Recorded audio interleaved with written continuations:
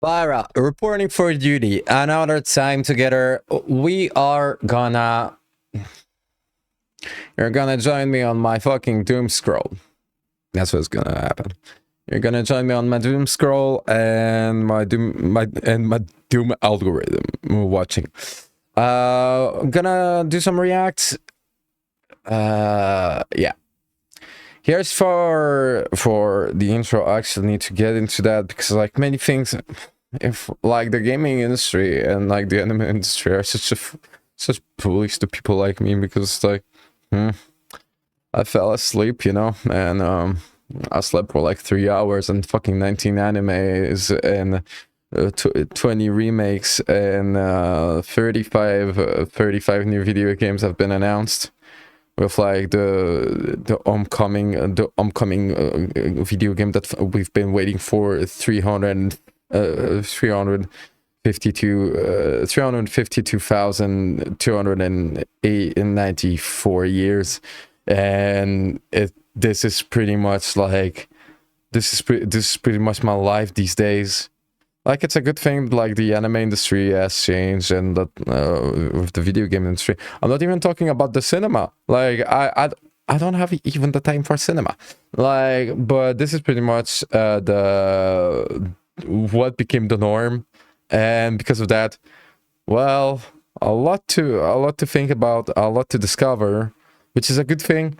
It is a good thing unless you're passionate, because if you're passionate all the time, like where do you find more?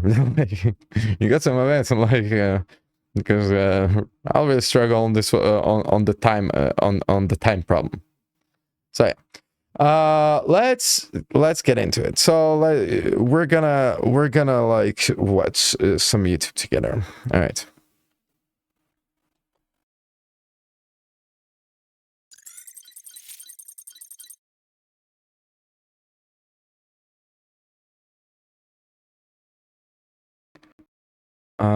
By the way, okay, I need to check. Okay. And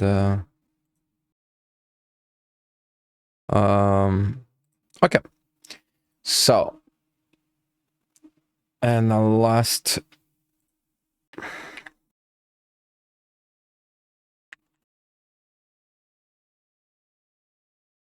all right.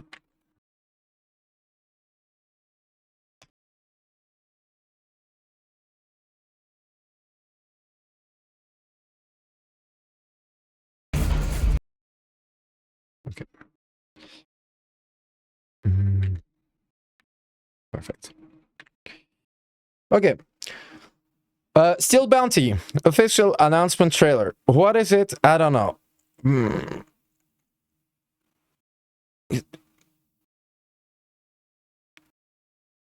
All right.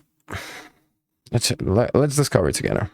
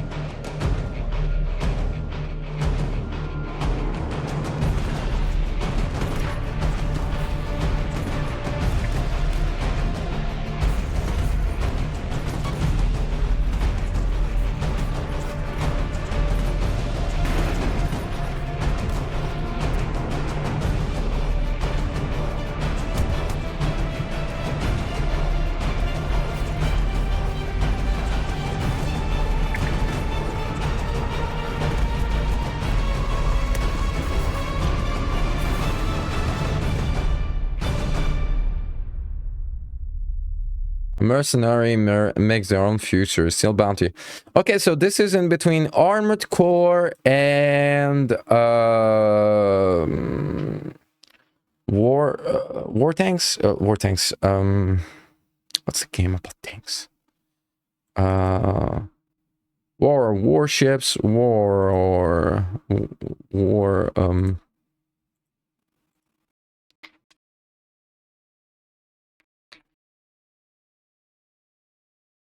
World of Tanks. So this is in between Armored Core and World of Tanks. So this is interesting, and it's about mechs. You get to customize. I guess like you can play like other things, and it's mostly online, I guess. You know what? This could be refreshing for some players. This could be like this the small game that actually like some player like actually get into.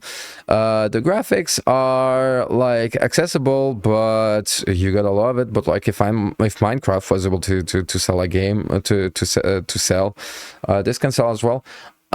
It is not a game for me at all. All right, but I really wish that this indie company really makes it, because I know that like some people are really into this type of games, and I know that like this is the type of game, if it's well done, like it could bring happiness to a lot of people.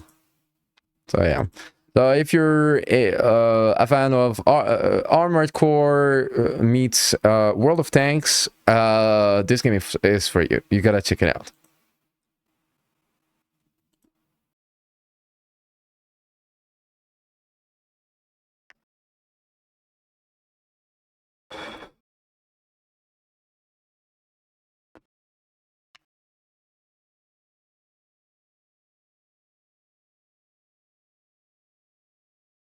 Let me be right back real quick.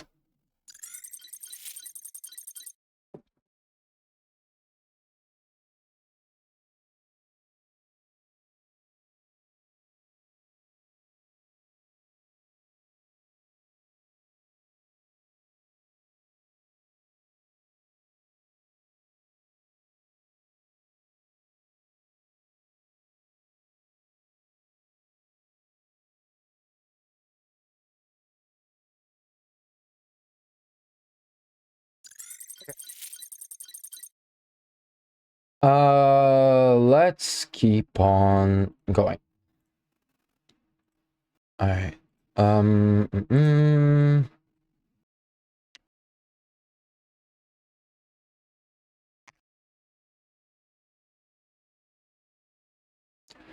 There will come official gameplay trailer.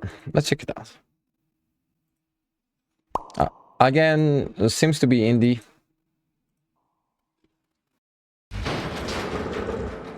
Dad, there's something in here with me. I think it's stalking me. Man, get out of there! My son, I hope that you are still alive, and that you can hear this. Evil men have taken over our airship. Talus is fighting them off, but there are hundreds of them landing in ships all over the Endeavor.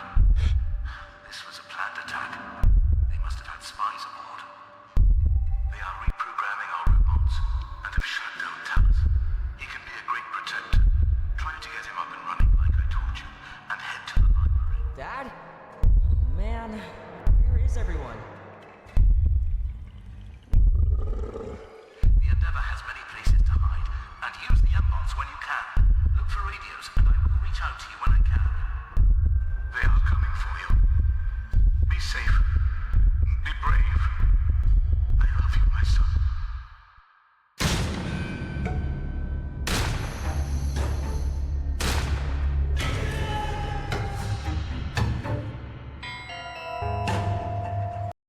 Okay, there will come. There is like a couple of games that I think about. Seems to be like, okay, there's something I must say.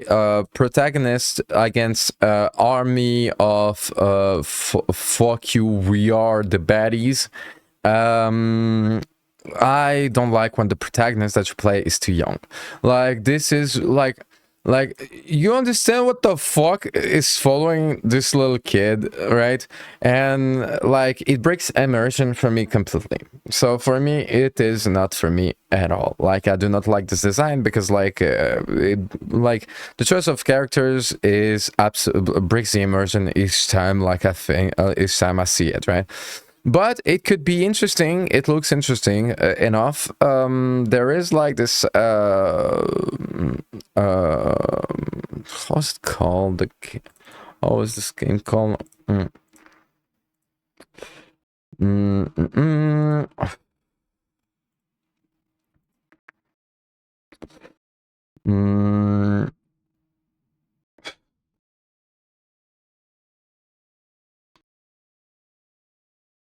There is Bioshock. It has this Bioshock vibe. You can probably see it, right? Bioshock vibe a lot. So I like the vibe a lot. The art direction is really cool. It looks really great, right? It's just like, for me, like the protagonist is young, it breaks the immersion, right? But like the enemies, for example, like look at this enemy, right? Right, like this, right? Really cool fucking like design when it comes to like the art direction is really interesting. It's just like not for me, and protagonist too young. Like pretty sure that this was like inspired by Bioshock directly, like Infinity. Yeah. So for me, it's just like petty like narrative choice, but for you it can be like the game that like you'll like. It seems like well done enough. It seems like a passionate enough, like, because like this type of stories are like really like difficult to tell, but like everyone tried to be cool, you know, like everyone tried to sell something cool, you know, like something dark. And here you have like kind of like this kind of dark fairy tale story, kind of like. So I think it's interesting and it is cool, you know, but not for me because way too young. Like for me, it's like the math of making sense do not work each time. Like each time, like, but it is a me thing.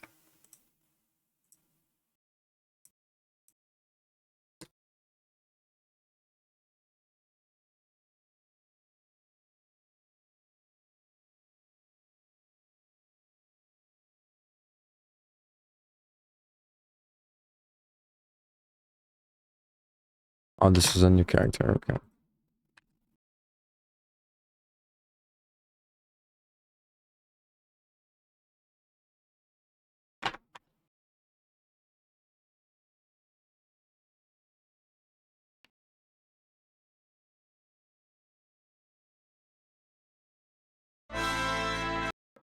Noble reincarnation, not born blessed, so I'll obtain ultimate power. For once, actually, like a name that is explaining the anime, but is cryptic. I actually do not know exactly what's going on in this anime. I reincarnated as a vending machine. What's going on in this anime? Pretty sure he reincarnated as a vending machine. Am I right? Like, so yeah, this is interesting. Well, let's check it out. 俺は新たなる命を授かり、貴族に転生した。部下を増やせば、俺自身も強くなれるってわけだ。多くの民の幸せのために動くべきだ。それが貴族の、俺の特権だ。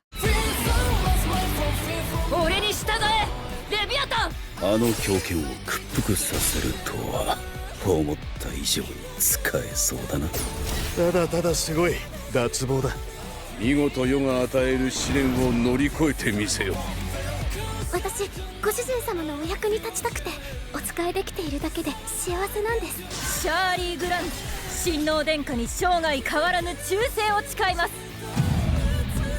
本物の宝とは人間だ。その力を人々のために使ってみせろ。貴族転生、恵まれた生まれから最強の力を得る。放送開始。Okay, a lot to unpack here. Isekai video game, like power level, right? How's it called? Like the fucking, you know it. And with the manual like take with like power leveling, you got the cheating skill. Okay, so this formula, you thought you hated isekai, now discover the era of isekai with of isekais with the video game type of gacha narrative where the protagonist was struggling, but he found a video game power that makes him unstoppable.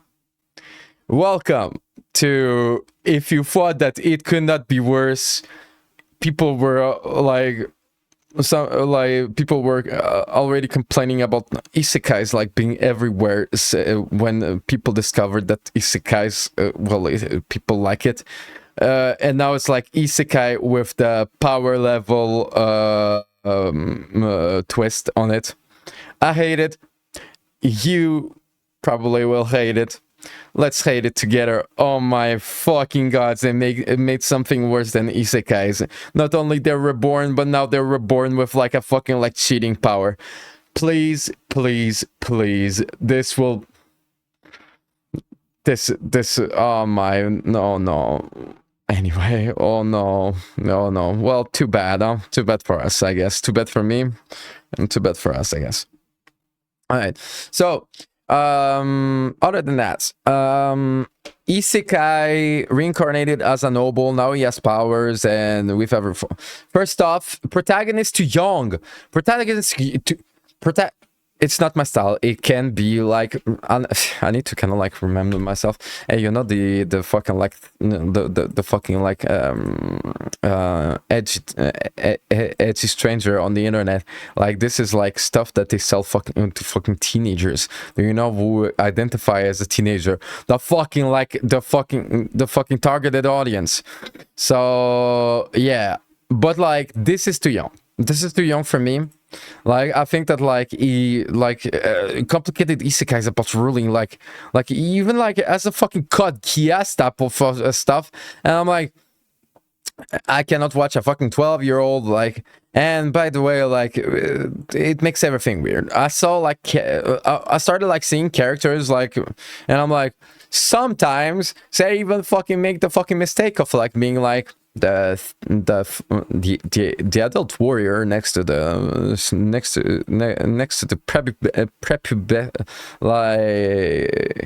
prepubescent kid is actually like really like fascinated by him, and it's like, you know, it's anything but cool. And but at least like I saw that. So no, he looks too young to be able to fucking like be intelligent. All right, like maybe it's a character design, but like goddamn, like no, I was like, oh yes, they fixed the fucking thing about like maybe they're as young as him. All right, but like the character design here, they look young, here they do not. All right, anyway, and so I kind of rant about it. I will tell you, I don't hate this type of anime. All right, pretty sure like it's not too bad, and especially for a targeted audience. For once, it's not a horror anime, right? So for actually like the kids that like people actually try to sell the stuff, try to promote the stuff, is just they can identify to the character, right? But at the same time, not my style, and it's really like the genre that is like overtaking kinda and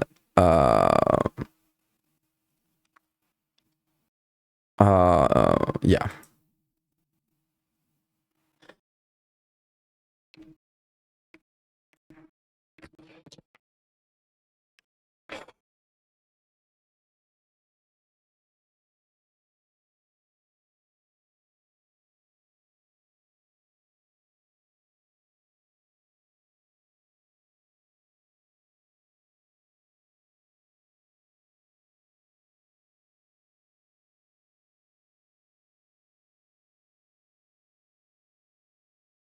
Yeah, okay. So noble reincarnation, born blessed, so I'll obtain ultimate power. Maybe it's good, maybe it's not. I won't check it out. If it's for you, it's for you. Not for me at all. Not for me at all. At all. At all.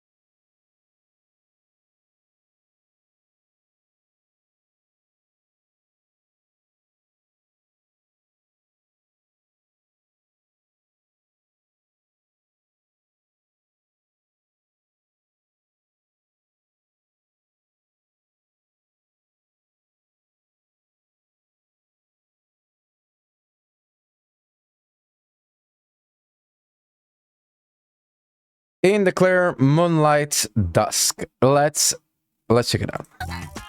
ねえ、あの人かっこよくない？どうぞ。滝口よい。高校1年。これ、もらってください。性別女。ついたあだ名は。王子。これ落としましたよ。確かにお姫様というよりヒーローか王子の方がしっくりくる。まあこんな見た目じゃしょうがないけど。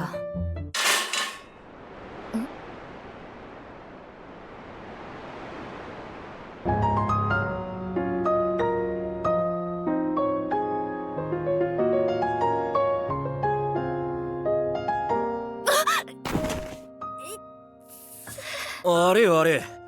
誰もいないと思ったんだけど大丈夫か？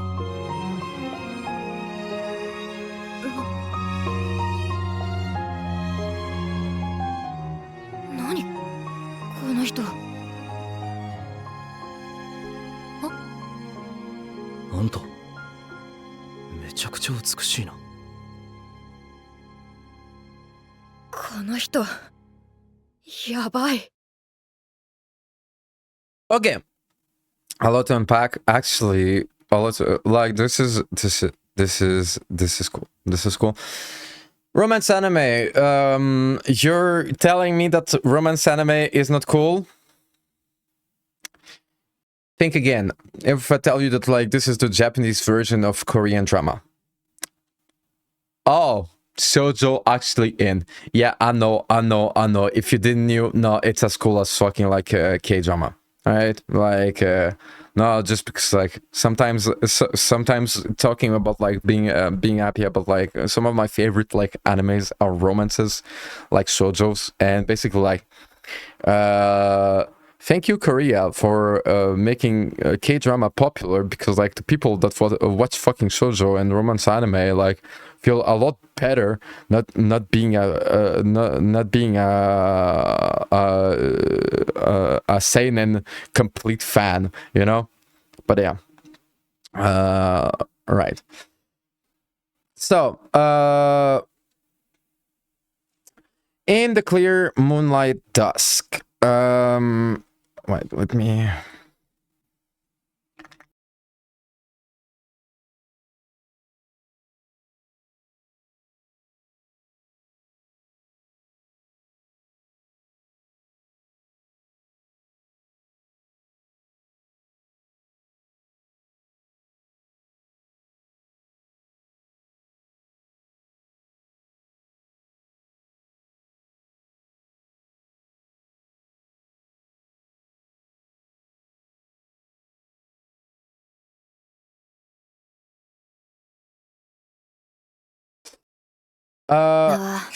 Right. So basically, this is already an interesting like concept. So masculine looking girl, right?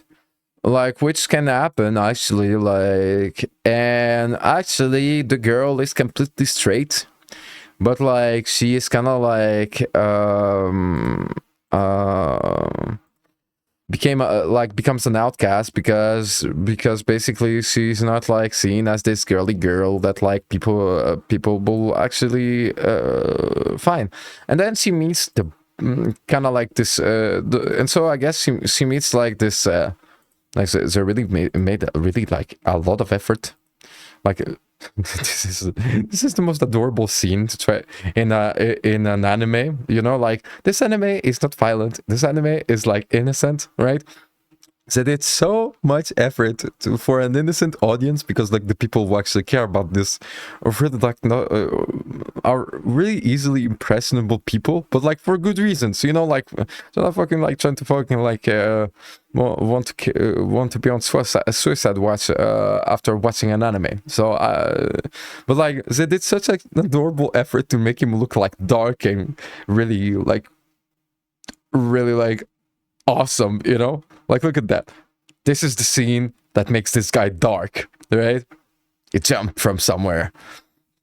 Well, it's not that dark, but like, it's really adorable. And it's like, actually the dude, like, good looking, but like, basically like, they kind of like it's really interesting because like technically you kind of don't know why this why the other protagonist like it's actually like called the prince, like why is he called the prince?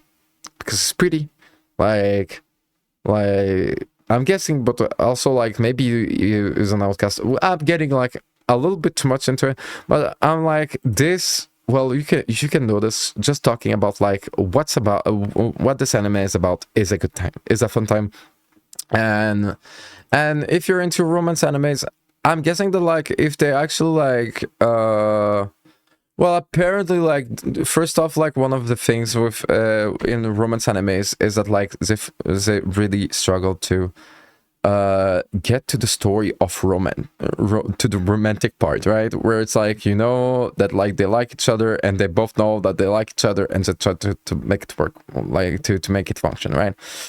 So there is that, right? But depending on that, I'm pretty sure that it's a good time. It's a good time in the clear moonlight dusk. Really interesting take, and at least like something that like actually like some people struggle with and people care about, like just like some like lifestyle choices and like just like fashion choices that make some girl really insecure about themselves, while they are like well technically like it's just like a different way to see yourself and to stylize yourself, right? A different way to just like choose how to look. So if you're into shoujos, really give it a try.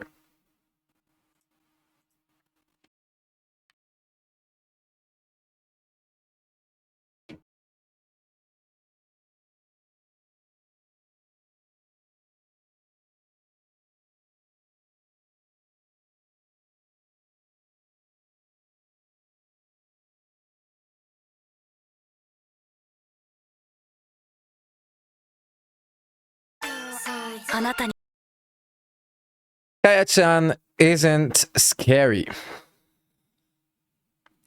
Let me bet. She actually is. Let's discover that together. その子の目にあなたには見えない何かが見えていたとしたら、これはお化けが見える女の子かやちゃんのお話。かやは怖くないよ。かやも見えるよ。出らんなくなるからダメ。かやちゃんのことは先生がOkay. かやは怖くないよ。This is the scariest line I heard in an anime in a long time. かやも見えるよ。出らんなくなるからダメ。かやちゃんのことは先生が守らなきゃ。あの時助けていただいたモブおじさんです。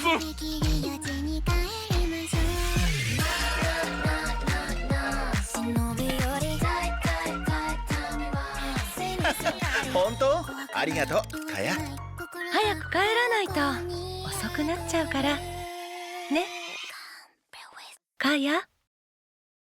数ヶ月前、オカルト関係の仕事でヤバい家があると情報が入ってきました。やばい家？捜査の末たどり着いたのがかや様のお家だったんです。そしてあの家には何かがいる。騒がしいと思って来てみれば、いつまで若い気分でいるんだ。この世には凡人ではどうにもできないことがある。深入りすると不幸になりますよ。いい、あの家には関わっちゃダメ。忠告したからね。かやの方が強い。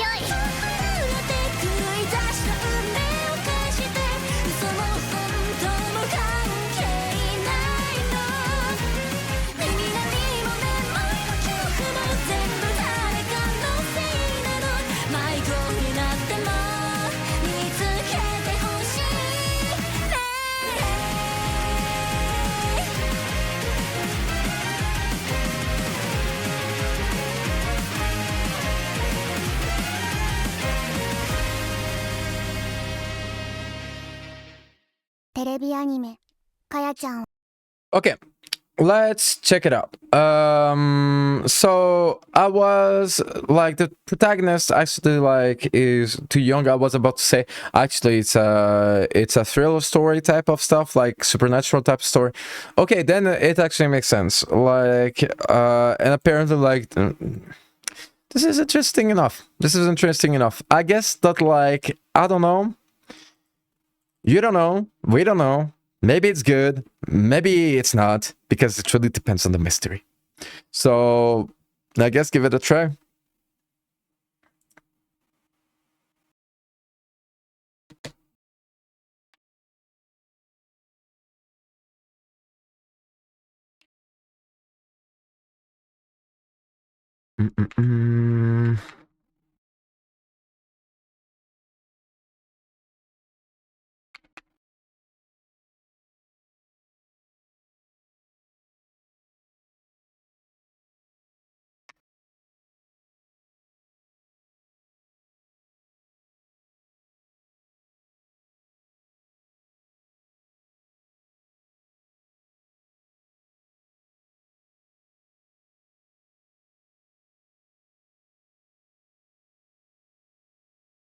All right.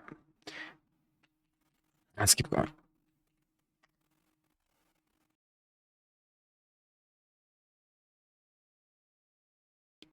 You and I are polar opposites.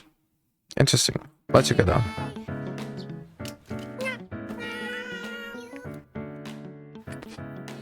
行ってきます。行ってきます。隣の席の鈴木さん。今日のまつげいい感じじゃない？谷君どう思う？いつも話しかけてくるけど、自分のことを何とも思っていないからこそできる軽いノリ。そう思ってたのに。一緒に帰ろう。いつの間にか鈴木さんに話しかけられるのが日常になっていた。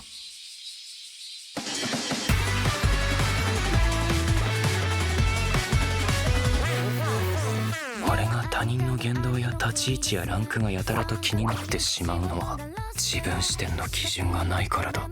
哲学？お前せっかく買われたのにいろいろ損するぞ。山田君にドキドキしてるのかシチュエーションにドキドキしてるのか正直わからないの。好きになりに行ってるんかも今。いいなピュアって感じで。違う、関係ない。今これから目の前の人と真摯に向き合おうって思ったならそれはもうピュアじゃんね。メガネを外してさ、ちゃんと目を合わせてよ。恋は走り出したの。どうして日に日に欲が出て心が狭くなるんだろう。ダメだ、もう心臓がバクバクしすぎて無理。テレビアニメ「正反対な君と僕」。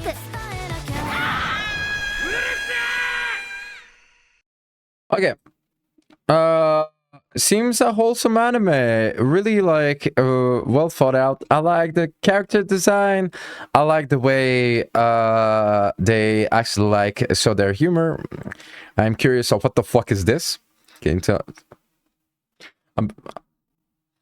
There's a mystery in it. I don't know what the fuck, but like I like the way they do humor. Like there's the art direction. This seems wholesome. This seems wholesome. And that's all it needs to be. Like it's just like, I just hope that like it's not this type of fucking like this type of damn anime where like the romance part is not romantic enough and you're just gonna like struggle because you're like, we know why we're here. We're here to see people fall in love and be happy for once, you know. Like sometimes Japanese media kind of like struggles about this, but like this seems like wholesome enough. Like so I'd say like yeah, like probably worth checking out. At least checking out.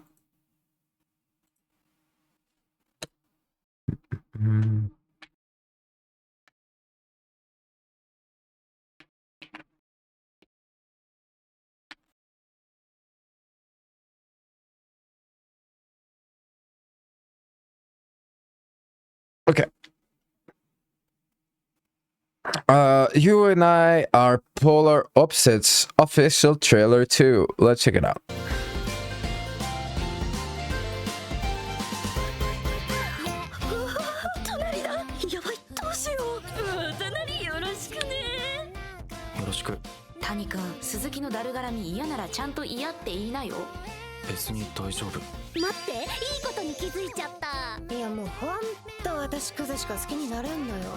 Yes, I'm Yamada. 私は楽しそうな人たちの横で笑いをこらえる人。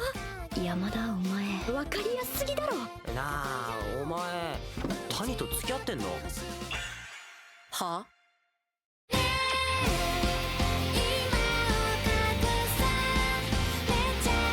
なんで谷なの？鈴木ってさ、山田とか渡辺みたいなメアカと違って周りの目気にする系じゃん。なんで私はこんなにも。俺昼休み超野暮なこと言った気がする。あんたはいつも野暮だよ。かましたねー。前見ろよー。いけー。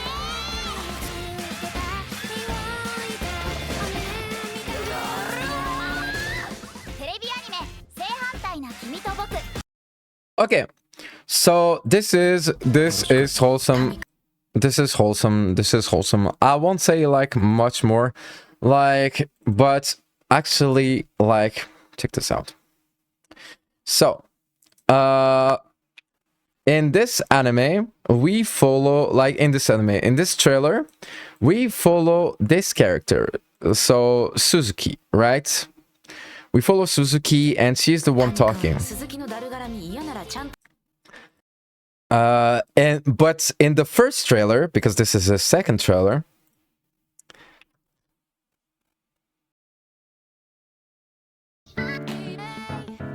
we follow we are presented with the perspective of Tani. So you get like the perspective of both love interests through two different trailers. I think this is like simple, like it doesn't like you just have to think about it, you know, like to get there. But goddamn, it's actually like fucking awesome. Like this is such a great way to promote like a romance anime.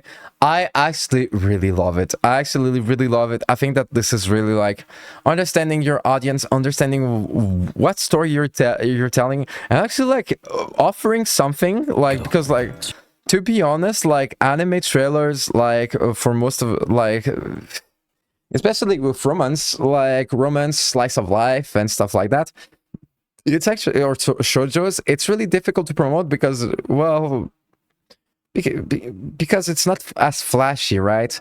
But this is such an wholesome and like particular, like unique way that I never saw before an anime being promoted. Whereas like here you follow Suzuki, right? And here you follow like Tani, like the other guy, like and you follow their own perspective through two different like trailers. This is good marketing. This is passionate marketing. This is like, you can see that like this comes from people that like their project, like, because I think that like you wouldn't think about like promoting your anime this way if it wasn't something that you care about, you know. And actually the fact that like it's so creative makes me really want to check it out. Like this actually really makes me want to like check it out, because like if they did such an effort for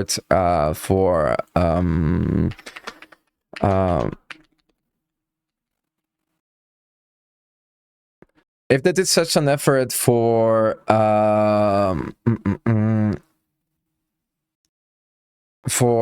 their promotion, like maybe it has like something like interesting to tell, you know. So yeah, you and I polar opposites, like, yeah.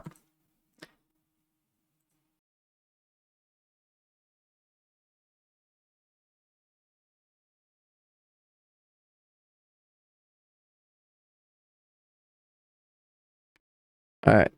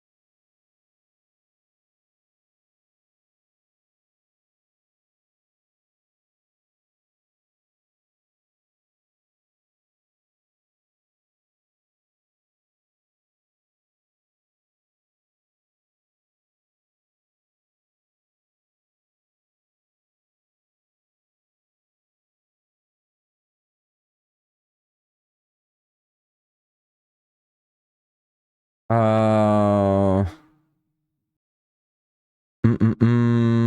right, let's keep going.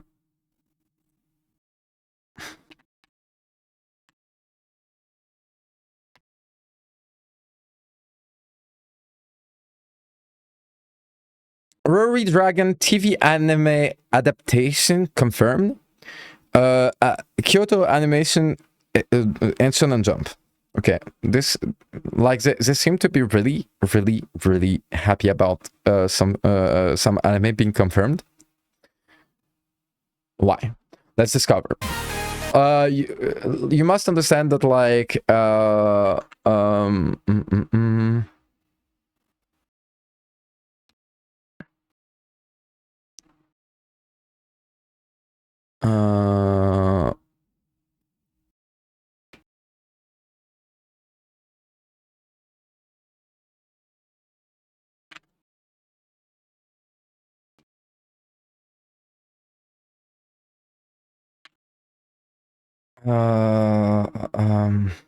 right. So, oh yeah. Shonen Jump is a magazine, a manga magazine that is actually like it's talked about in Gintama. If it's actually like the same magazine that is talked about Gintama. If you ever saw Gintama, in Shonen Jump, every month, week, seasons, I don't fucking know. Like I'm guessing like there's a little bit of everything. There is like competitions about like best anime, right? And basically the best anime gets an adaptation. This is why like usually people who actually support the project or support the mangaka or like are really like well, people that are fans of this manga, right? They're really like usually happy when it happens. Like when the manga that they like actually gets good reviews on Shonen Jump and actually wins over the competition and actually like gets a chance to be animated, right? So this is why like people like are like this is why it's important, because if an anime is actually like comes from like is kind of like supported like by Shonen Jump, it means that like the level of the artist is actually really it's already like something that is like worth watching, usually like worth reading as a manga, because Shonen Jump competitions are like the people who are competing in Shonen Jump are like out of this level. They're like next level mangakas. All right, so just so you know, right? So yeah.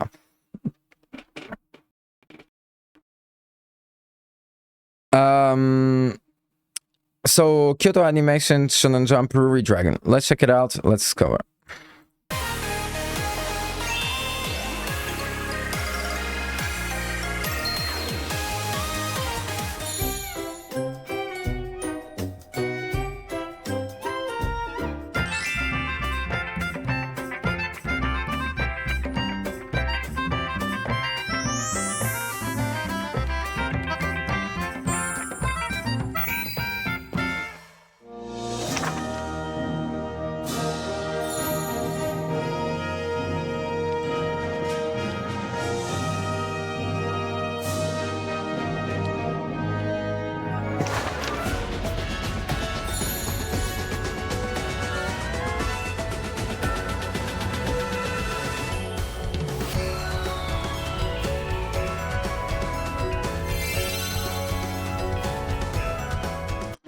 Okay, I'll stop there. It's not, yeah.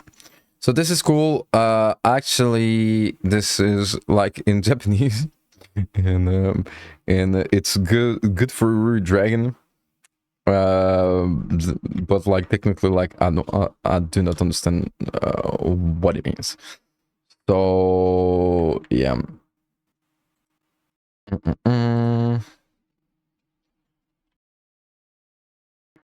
So I will skip this one.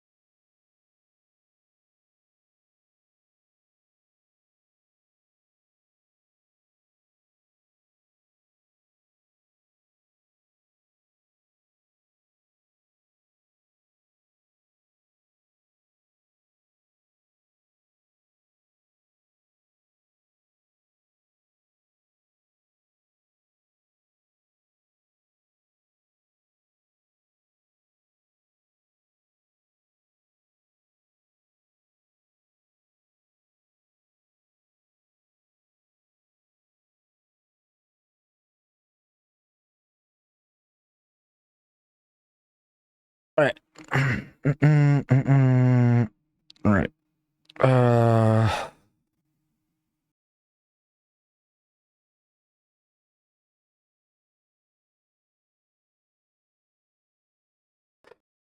Okay, so I saw this, and I'm like, what the fuck? Malcolm in the middle? Life is still unfair? Are you serious? I am. I'm quite excited. Like, I fucking love Malcolm in the Middle. I really love Malcolm in the Middle. It's not a spin-off, but like, let's go. Let's go.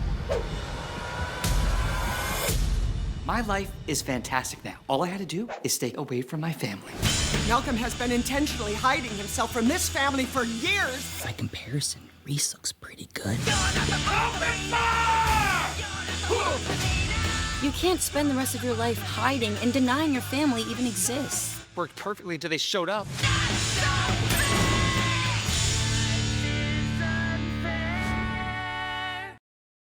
Dope, dope, dope. Give it to me. Like, wow. This is so dope. Like, oh my god. Malcolm in the Middle is back. Malcolm in the Middle is back. This is awesome. This is awesome. This is awesome. All right. I don't even know what to say. Must watch. Must watch. If you never saw Malcolm in the Middle, watch it. I'm so excited. I'm so excited. All right.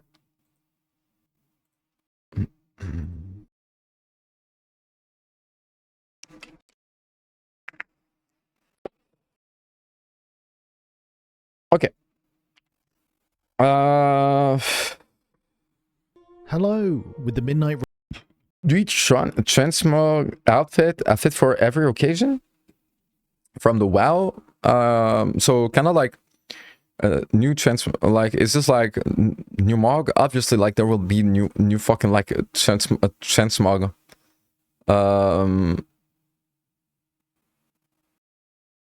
Obviously, since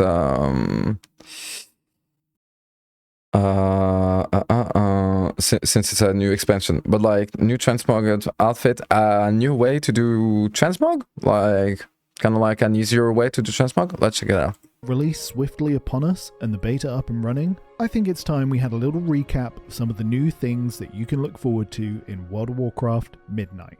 I'm Farts, and in this video we're going to look at what's new with Transmog 2.0. First up, the biggest change, along with a completely revamped layout.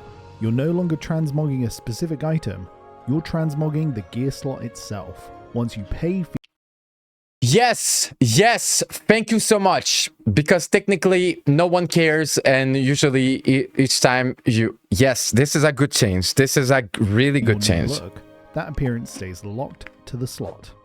So when you equip a new piece of gear, it automatically keeps your chosen appearance. No more losing your transmog every time you upgrade. Not only this, exactly, every time you upgrade, you need to go to do your transmog. Every time, like this is really awesome. You can now preset the appearance of all your weapon types. So even if you swap from 2 one-handers to a 2-hander, your look can stay perfectly consistent. Next, the new outfit library. You can unlock and save multiple complete outfits. Everyone will start out with 2 free outfit slots. After that, each new slot unlock costs gold, and once a slot is unlocked, it is unlocked for your whole warband. Switching between saved outfits is completely free. You'll also be able to add your outfits to the action bar too, so quick swapping as and when you like is just one press of a button. This is awesome. I wonder, like, for everyone who paid for like the transmog amount, what they do. But like, yeah, no, it's awesome. Like, this is a good change. Yeah, because like technically, like the big changes, like no. So the transmog vendor actually still makes sense. Okay. Now let's get serious. We've all had that same recurring nightmare. The whole raid's waiting to pull the boss, and you're the last one to get summoned in. When suddenly, you're in front of everyone, you look down to see you've accidentally left last night's transmog on. Everyone's laughing at you and there's no transmog vendor in sight. Well, not only are they making it so you can change your transmog directly from your action bar, but they're also introducing automatic outfit changing. This new automatic outfit system lets you assign specific looks to different content. Visiting a city, entering a dungeon, changing spec, fighting in battlegrounds, arenas, delves, flying, swimming, ground mounts, and in the comfort of your own home. The game will change your... Okay, this is actually this. Okay, I didn't thought that like Transmog could get like an update that is actually something this this awesome. This is actually like groundbreaking when it comes to like transmog and just like the way you, because like, so let's talk about like transmog and why it matters in WoW. All right, transmog, like the way you look in the video games will change, will influence the way you feel when playing the video game, because you're technically you incarnate, right, the character that you're playing. The fact that like now you get to have like different armors and have like different outfits for every occasion, and that's so it's automatical. Basically you will be able to like if you go to certain zones, certain like zones will be like, I'm guessing like repertoire within our repertory, and basically like it will be a style type of zone, right? And because of that, like this actually makes sense, and this actually makes the game way more realistic in a really like awesome way.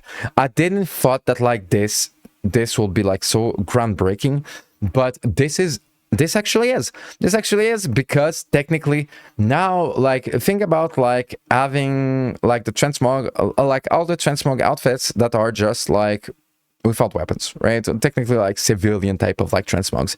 Now they have a use, you know? Think about like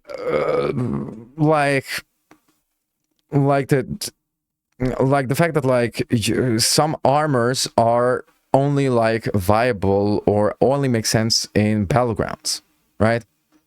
You get to actually like use them only in battlegrounds, and it makes sense. Like, and I really like this change. On this one, Blizzard really delivered, because like this, you really have to think about it. It's not like it's not something that like they really thought about like the player base, and they really found a way to innovate a system that really didn't need any type of innovation. Because transmog was fine how it is. Like the quirk of being able to not having like transmogging the slot rather than the armor, like this is a quirk that like needed to be fixed. But the fact that you get to actually change your transmog depending on where you are makes like the role-playing experience so much better. It will actually make the game feel way better in many ways and for many people. Outfit automatically based on where you are and what you're doing. And remember, you can make these outfit changes as subtle or as loud as you like.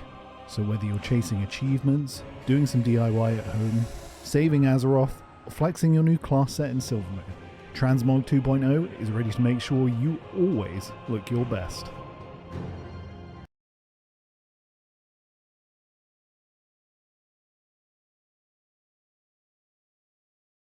Thank you for the video, Parts Gaming, and that was awesome. This is such a fucking good change. This is such a fucking good change.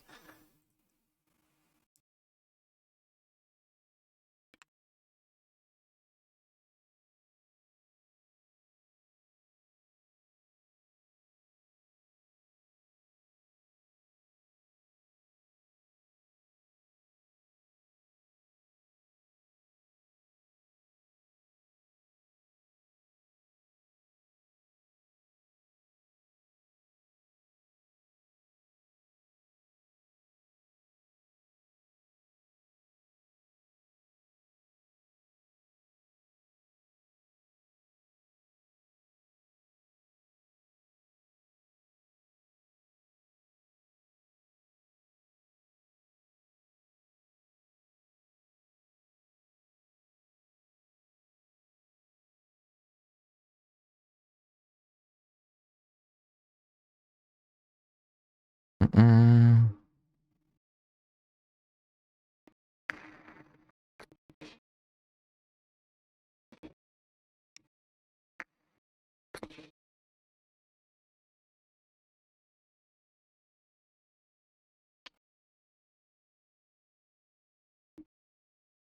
Okay. Mm-mm-mm.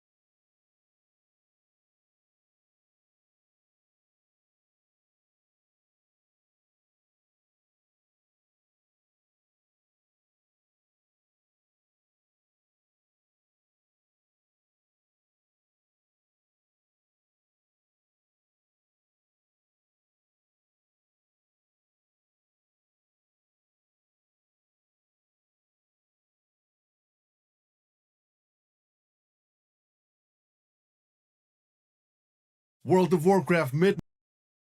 Okay, the biggest features coming to Midnight Feet Marcellian Online. So this is good because technically I haven't checked much. Now let's a good recap of what's going into Midnight is actually really awesome. Let's check it out. Midnight is changing the playing field for everyone. Literally, from the class that you are playing to how the game will look, Midnight has something for everyone, especially a home. Hello everyone, I am Marcellian. And I am Flame, and today we will talk about all of the new things to try out in the upcoming expansion, from class changes They look so excited. I am also so excited for Midnight. to UI So many like, okay, let's...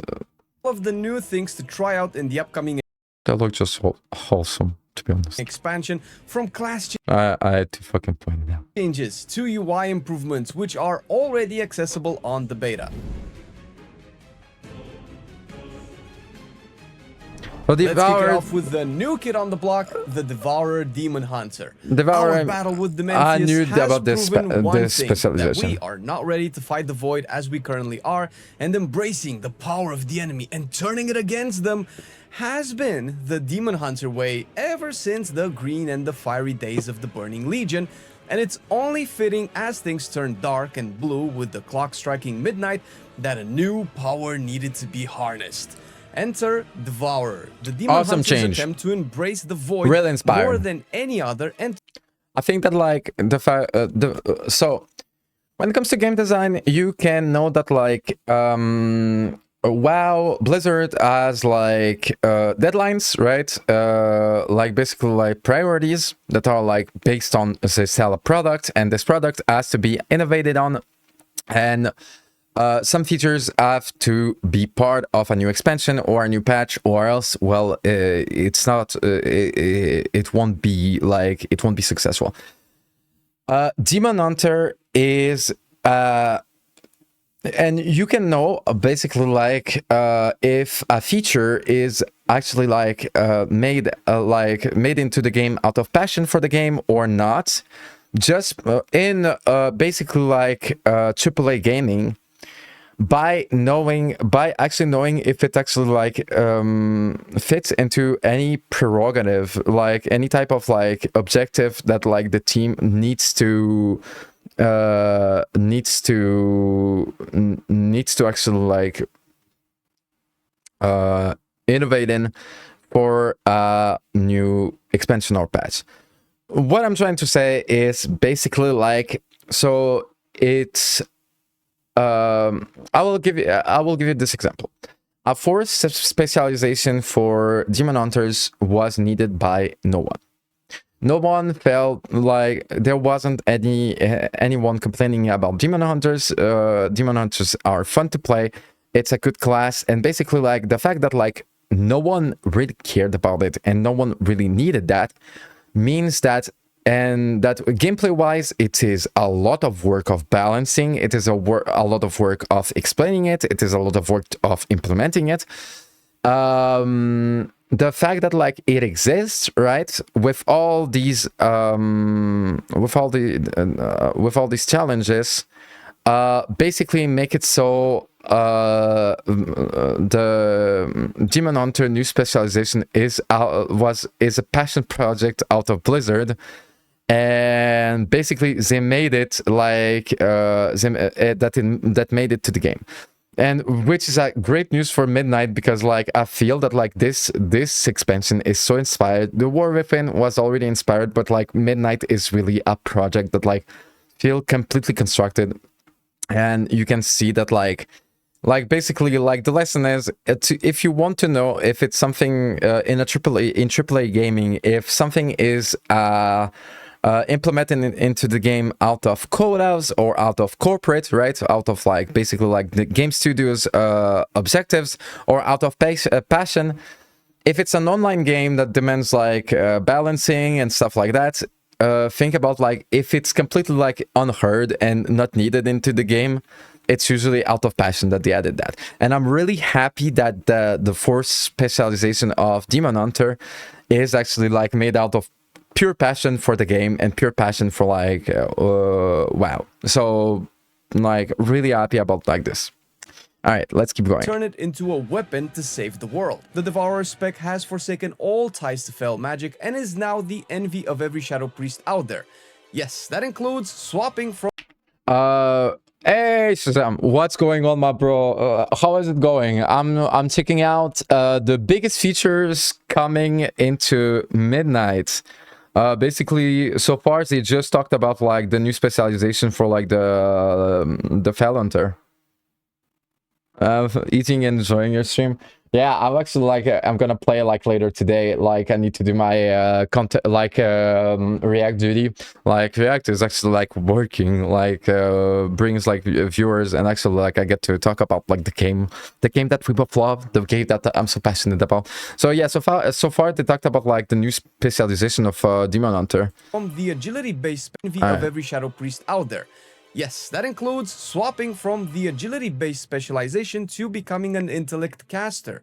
Your abilities will be replaced with almost symmetrical counterparts from the Void, with all of them being castable from range. I bet not even Xal'atath is going to expect Void stars being thrown her way. Really awesome change, awesome innovation. Like new allied race, the Aranir. Okay.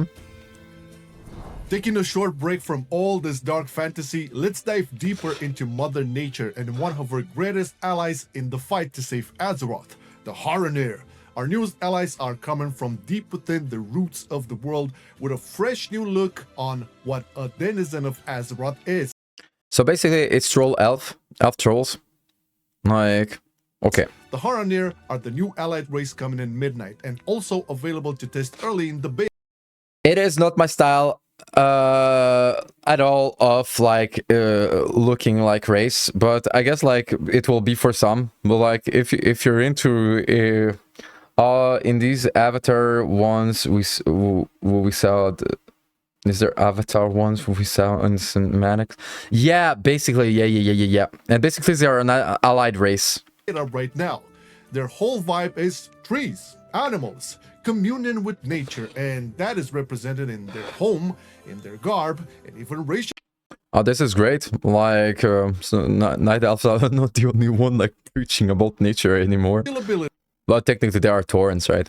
That scream, we help our allies with the power of roots. Not to mention that their customization options are so vast that I forgot to make sure my kids did their homework. Maybe I can entice them to play the Aranir and gather crumbs for my alchemical emporium. If they finish their homework, of course. Player silencing is already implemented, but they are up. I saw that like since the update with player housings, they are adding like more and more items. Like there was a small patch that like kind of like went unheard, right? Like there wasn't like any announcement, and they added lot of new items for player housing. So I'm guessing like player housing will become like more and more, and basically like the XP bar and stuff, like so much coming. Like player housing is such a success. I love it. Like this is so awesome. Silvermoon isn't the only new home you will have in Midnight. The long-awaited player housing system has finally arrived, and you can experience the journey from the introduction questline that will get you to your neighborhood. Yes, you heard me, all the way to building your most Oh yeah, by the way, Shazam, by the way, since you two, like, you're into, like, transmogs, it's a 2-minute video. Check this out. Where are you? Like, check this. This is like an update that, like, they do to transmog. You gotta check it out. It's so awesome. I actually cannot believe they updated transmog in such a way. You'll tell me what you think about it. All right, let's keep going. special of gardens, living rooms, and towers. A lot of towers. Maybe too many towers? This will definitely take the edge off of a night of raiding and defending Azeroth out there in the outside. Which is great because we have had the outside for so long that the inside was a long time coming. Yeah, like I like to say, like we were, like WoW players were a bunch of homeless people, and now we have homes and we're not homeless anymore. This is the joke that I like to make. The journey of making your home, your very own, starts now with... Oh my god, we lost Marcelin again playing with his floaty books. Hey man, get back here. People are waiting for you. I actually like, because I actually clipped that, like it's just like the first session of like building my home. I spent like 3 hours, more than 3 hours. It was so fun. It is so fun. Player housing is so fun. God damn. And like it makes the game so much better because it adds a collectible that is really worth going after. Well then, while I'm back here, I'll just check out the new dungeons because I heard there are unique stories to be told here and some of them piqued my interest. And new dungeons can definitely set the mood for telling stories or even farming gear. They are also the premier way to test out the new Vyrah spec and Haraner race in actual combat. And listen, you don't even need people for it. The follower dungeons do pretty much everything you need to see the new themes, mechanics, and even listen to the dialogue to find out about the Windrunner sisters. Oh, my. Yeah, for like the 3 people that actually care about lore, I'm one of these 3 people. The other one actually unsubbed and went to play Final Fantasy. So we're only 2 people left that care about the WoW lore. But we're 2, like, and we're strong. We're going strong. My bad. Won't spoil anymore. The unique new dungeon pool will definitely take you for a trip from Silvermoon and Harandar and even the Void. This is the best place to test out your potential new main for Midnight. I am not fun with NPC helper on dungeons. Yeah, I do it for like technically like the rep, like the weekly rep grind, like I did yesterday. Like, but think about like the new players. Actually, like for new players, it's like so we are veterans that are like do not need it, but like for new players, it's really awesome. Well, my guildmate, like the mage that you saw. Like she actually like this is the type of person like follower dungeons are really fucking awesome, you know, for someone like her. Right. Or an existing one, especially since the class you knew might have changed more than you realize. But Marcelian, what if I like raiding more? Well, don't you worry. Midnight has all the raids you will ever need. Wait, raids as in plural? Yep. So we have 2 raids now? No, close. Wait, no way. You bet your little demon hunter ears, the story will expand into 3 new raids. The Void Spire, happening in the Void Storm, one of the new zones headquarters to Xal'atath's machinations. The Dream Rift, holding the culmination of the Haraner storyline. And of course, the March on Quell Danas, because we must protect the Sunwell and Silvermoon at all costs. Okay, so I really hope that like they do it the Burning Crusade style, or Wrath of the Lich King style, where it was like, so basically like for example there was like Karazhan, right? But like there was also Magteridon Lair, and basically Magteridon Lair was like a 2-boss type of raid, really easy to do, and then there was like the bigger raid, right? Like this would be like the perfect fit, but like starting strong, like the expansion with 3 raids, I don't even know, like really awesome, really, and better than having this than wings, like different wings. Yes, but the MMO games is interaction with people who do not know. What do you mean? Oh yeah. The like yeah, it's actually like that's why we play an MMO, to actually like play with people, and yeah, I guess we're the same type of player, but like when it comes to like people, well, technically right now we're like at the end of the expansion, so there's not like a lot of like people really excited about the game that are really active, right? But yeah, no, you're absolutely right. But it's just that like, well, let's say now, you know, like there isn't like a player base that is like really like excited for the game, so it is like awesome for the for like just downtimes, or like for people who actually like to discover like the game by themselves, because like for real, after doing Mythic Plus, some people are really way too aggressive, and I know like for a new player it's better to just like have to follow it. So I didn't met us, Shazam, that's why they need to find us but like what happened. Delves. On behalf of the delving community, I would like to pay my respect to Bran. Those webs will summon Rubians. Oh my fucking god, this voice line. Don't stand in them. For guiding us through the delves in The War Within. No, I'm done with Bran. Bring me somebody else, come on. All right. Well, let's welcome the rogue extraordinaire.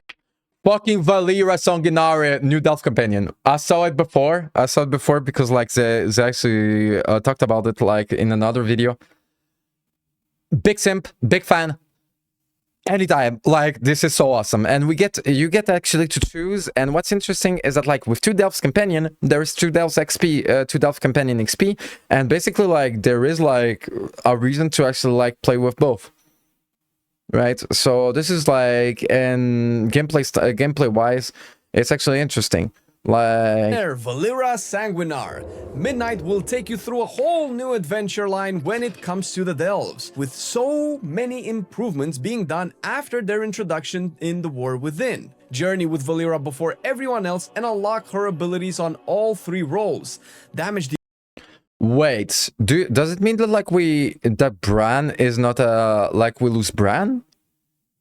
Healer, and tank, and power her up with curios for the best combinations that will really get her to put a hurt on the enemies. There are secrets to explore, and without giving too much away, make sure you keybind your favorite mount for some specific delves, all while still providing the familiar and easily approachable content that you have come to know and love.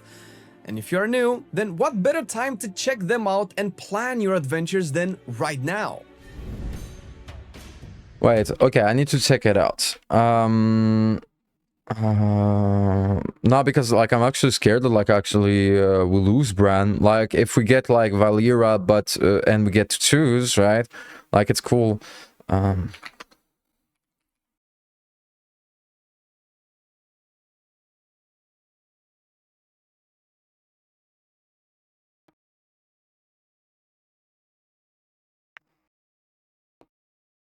And it like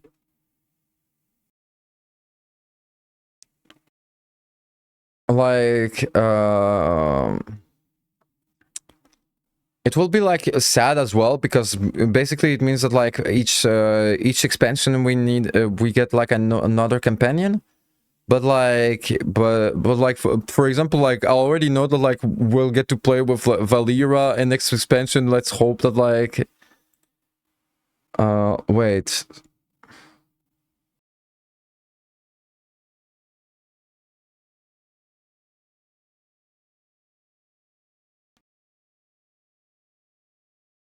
Apparently it is.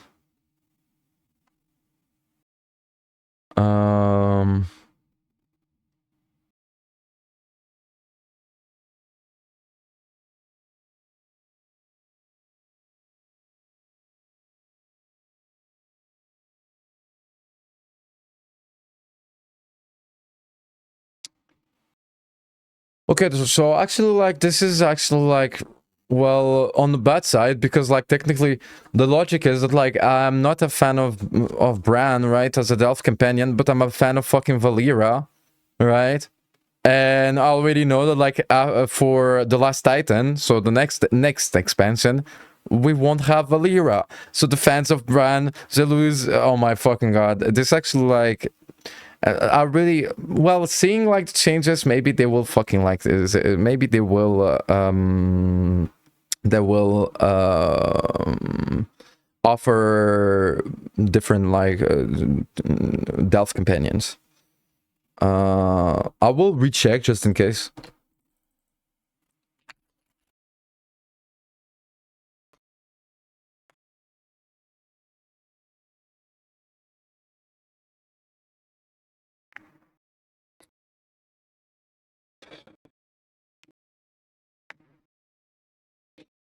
No, apparently, like,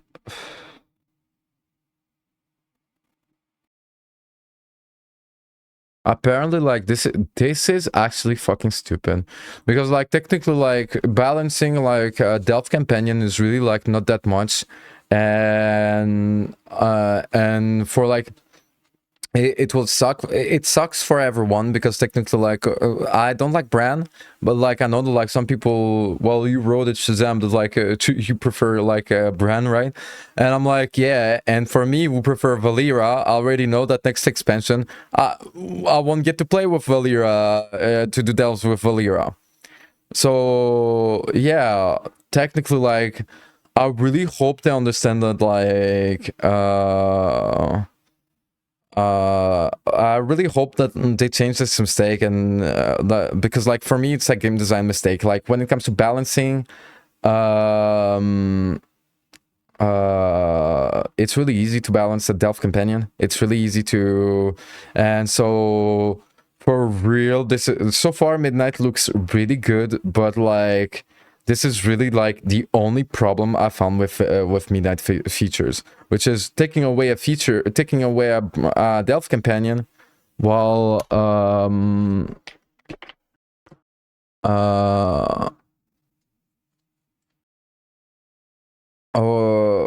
yeah, just Blizzard, give us like the choice to between Bran and Vyrah, like for real, like it's doable. Come on. Yeah, just have me the option to take Bran is not hard. Yeah, it's like not difficult to implement. So yeah, all right. Adventure content. All right, let's check now. Hey man, I know you like to play hunters, but have you ever wanted to be the prey? Oh, I know you're going. Is this for war mode? Summer with this. Oh, you bet I am. I am going into the Murder Row in Silver Moon and playing the new prey system. There's a special feeling of hunting someone, them hunting you back, and then you turning it around, winning the fight, and getting the loot. No party needed, no guilds, just me and my hunt, or me and my prey hunt. Someone is being the prey, okay? Aptly named system, I would add. And dude, look at the time. Come on, let's go. It's time for the raid. Yeah, but we haven't even talked about the new UI changes, improved nameplates, our very own damage meter. Come on, man, let's go. All right. See you in the game. Bye-bye. Okay, so the prey, is it PvP? At the time. Come on, let's. Like if it's if it's PvE, it's fine. Like one more system is like no, like one more grind is like not a problem if it's fun. If it's PvP, actually would be cool. Would be cool because like, so I haven't talked like much about PvP for Midnight. All right. Biggest features, actually, yeah, actually, like, what's cool? Thank you, Marcelian Online, and Flame for, like, the video. You're awesome. Like, thanks so much. All right.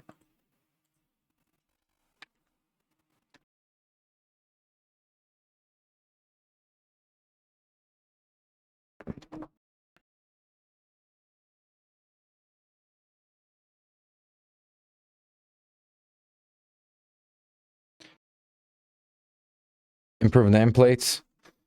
Well, yeah, I mean, yeah, maybe like they have like their whole like add-on thing that's going on. Like basically, like Deadly Boss mode, DBM will apparently like not work.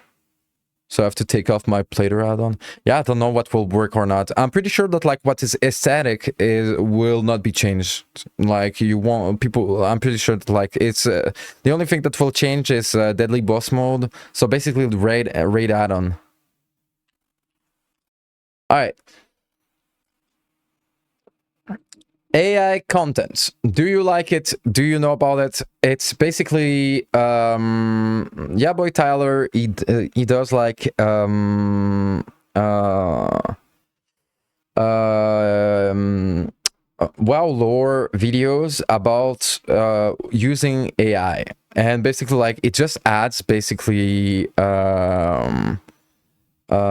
it just adds to the it just had like an adds like an image to the lore video, to a lore text. So this is awesome. Let's check it out. So this talks about Suramar. 10,000 years is a very long time. 10,000 years is a very long time for most.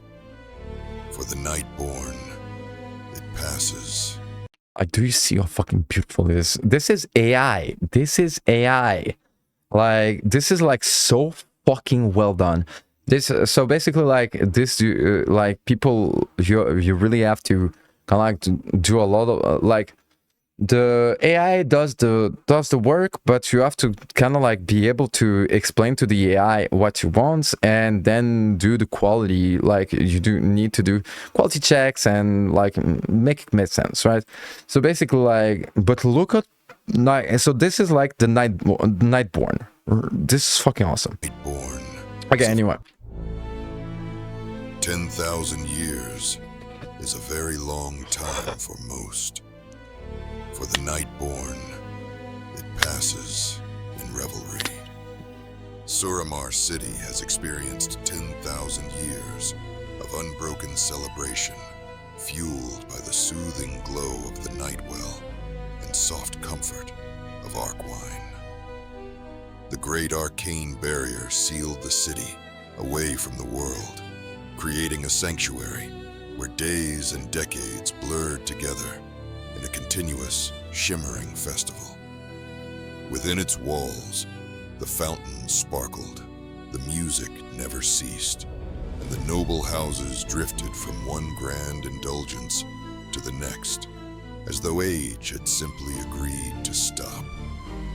For 10,000 years, they tapped from the Nightwell itself, Arkwine, the lifeblood of the city. 10 years non-stop party. Small players. They're just small players, these people. It was sustenance, pleasure, and governance all in one. Entire social rituals formed around its refinement and distribution. And with each passing century, dependence deepened. The effects were subtle at first. A tremor in the hand, a moment of panic when a cup ran dry. But deprivation, even briefly, unraveled the Nightborn's refined composure. Those cut off from the supply were twisted into the withered, gaunt, desperate, and barely recognizable as citizens of Suramar.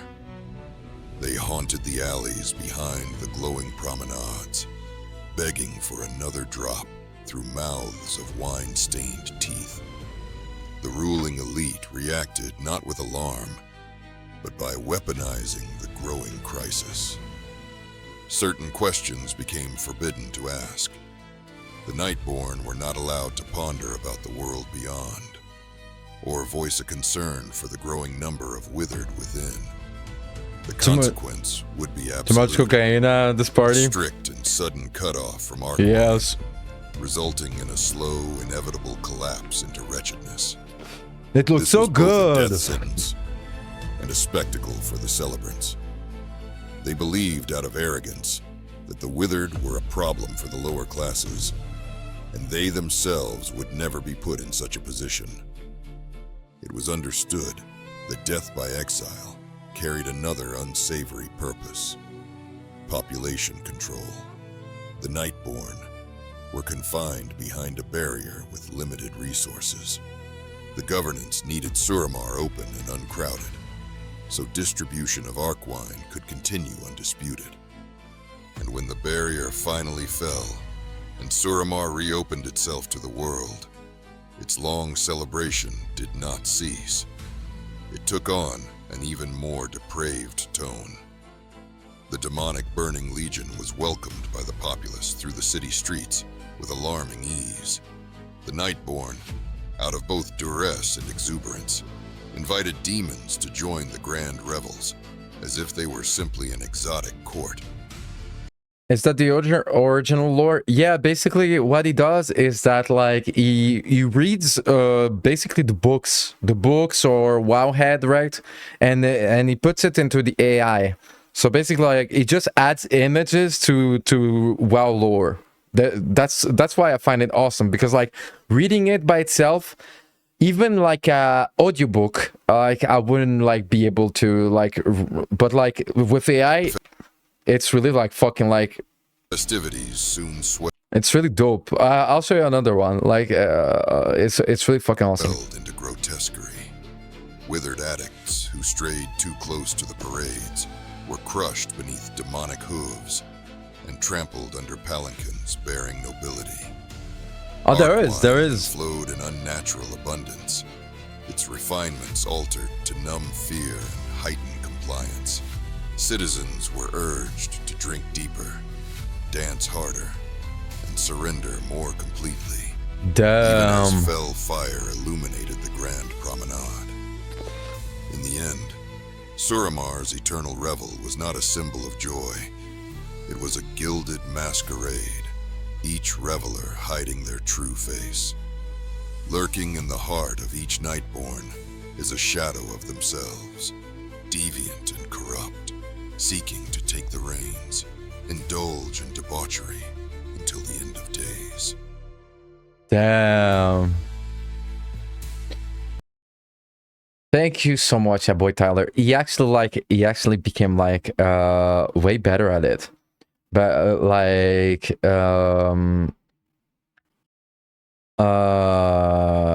yeah. All right. You ask me for, wait. I'll check it out. Just give me 1 second.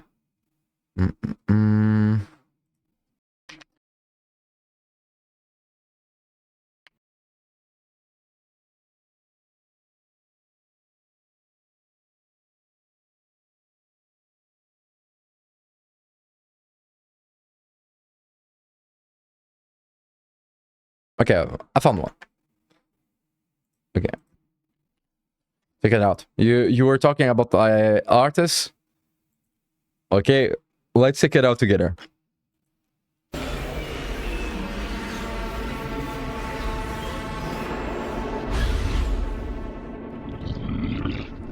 The damned stand ready. For Ner'zhul.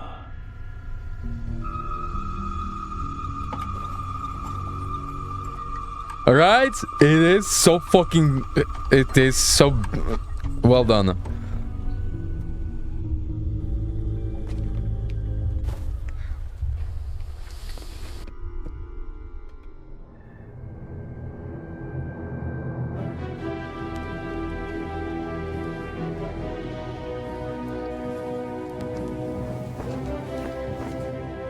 There it is, young prince. Stratholme. Oh my fucking god, Stratholme, like, it looks so fucking different because, like, technically, like, yeah. Stratholme. I hope we're not too late. Jaina.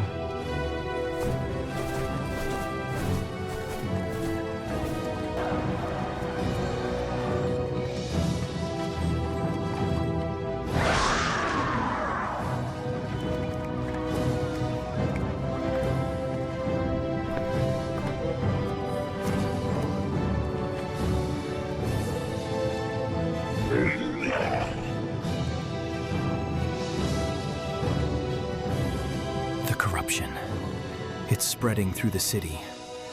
I've never seen anything like this. We must trust in the light.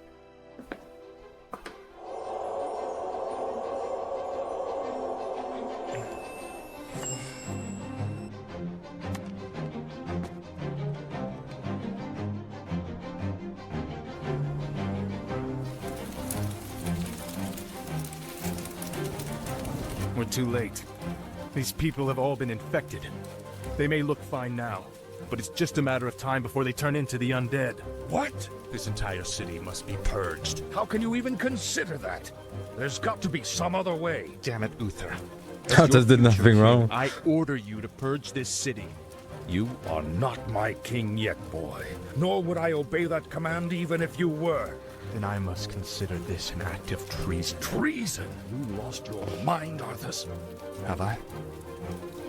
Lord Uther, by my right of succession and the sovereignty of my crown, I hereby relieve you of your command and suspend your paladins from service.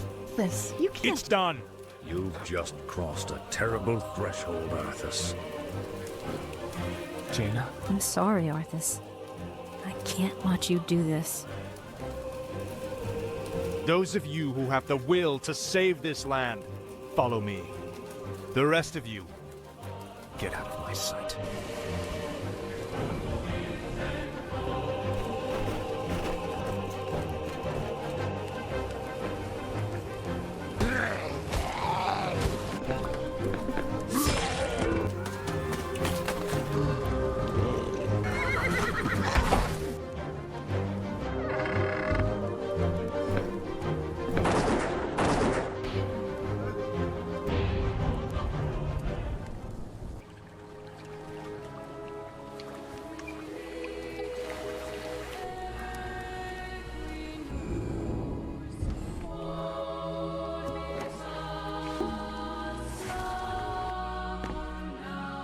We're going to finish this right now, Mal'Ganis.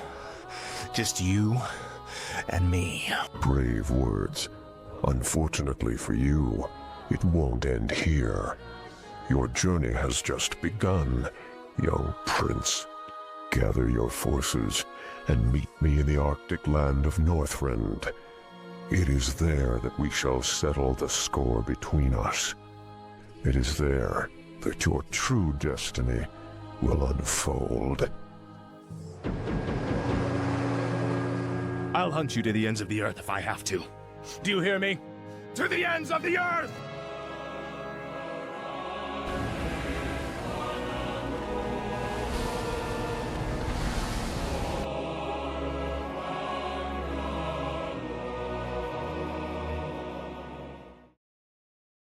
This was sick. This was really fucking sick. This was really sick. Wow. Thank you, PopLab AI. Wow. Damn. Watching Stratholm, like, actor is so good. Everything is AI, yeah. Like, it's a matter of, like, if the people actually take the time to, like, how much effort they actually put into it. This is actually, like, kind of like what's going on, you know? Oh, you know what? Like, okay, since you're there, like, let me just, okay. Like, I literally, literally, I just, like, went on my YouTube feed because on my other page, and, wait. So the other dude, he actually, like, made, like, okay, let's check this out. World of Warcraft, the Paladin. Apparently, like, a presentation of the class from Yaboy Tyler. So let's check it out with my my Paladin boy Shazam. Let's check it out. To protect the innocent, to heal the sick and wounded, to vanquish sin. This is the call of the Paladin. Knights who confront the darkest of evils and shield the faithful. Light protects the Paladin and gives them strength, allowing them to aid their comrades and even restore life to the fallen. Those who pledge to the Holy Order spend much of their lives studying doctrine. Upon enlightenment, the Holy Paladin joins the front lines as both chaplain and combatant. Their knowledge and virtue imbue them with the power to grant blessings and revitalize other champions. If necessary, they will even lay down their lives, serving as a martyr for the greater good. Damn. The Paladin's tools of war lay bare their motivations. The protection class of Paladin grips a weapon in one hand as a deadly device for exacting swift judgment. Locked in the other is a shield, both a symbolic and literal barrier, sheltering good from evil. John Knights looks so sick. And steadfast, the protection Paladin is an ardent defender, waging war as a means to guard those they care for. They consecrate the very ground upon which they battle, standing bright, a divine shelter against the endless dark. It is known that the Paladin's zeal can turn fanatical in their devotion. Some may even lose a piece of themselves in righteousness, becoming instruments of retribution against those who dare defy the hallowed laws of their order. Retribution Paladins are vengeful crusaders, striking down the wicked and purging the unfaithful. To the Retribution Paladin, the light burns as holy fire. Wow, the wings look so dope. To cleanse evil from the world, as it does flesh from bone. Their resolution assures them that victory is inevitable. Retry for the win. Yeah. Fight to the end to ensure it so. Across every battlefield, chapel and shadowed frontier, the Paladin is the unbroken line between hope and despair. Whether they tend to the wounded, shield the innocent, or deliver a reckoning, each path converges on a single truth. The light is not a mere power. It is a promise. It is carried in every oath sworn, every blow struck, and every sacrifice made in the name of the greater good. When night gathers, yeah, looks so real. Yeah. Fade to black, the light remains, a radiant beacon carried in the soul of the Paladin.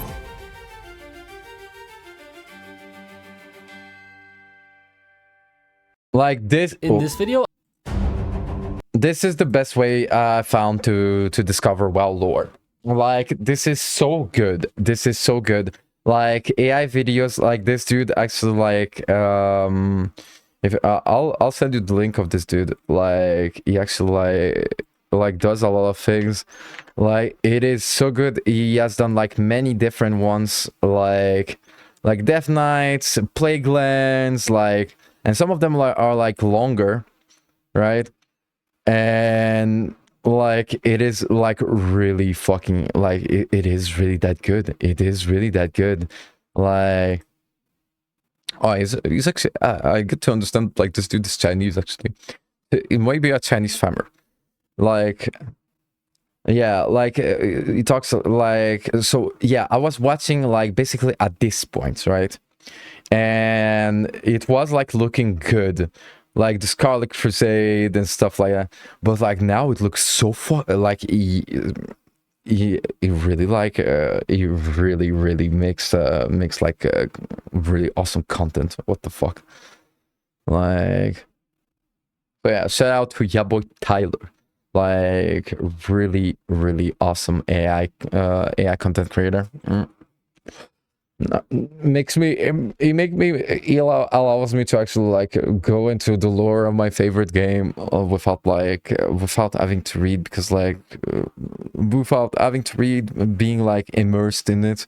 So yeah.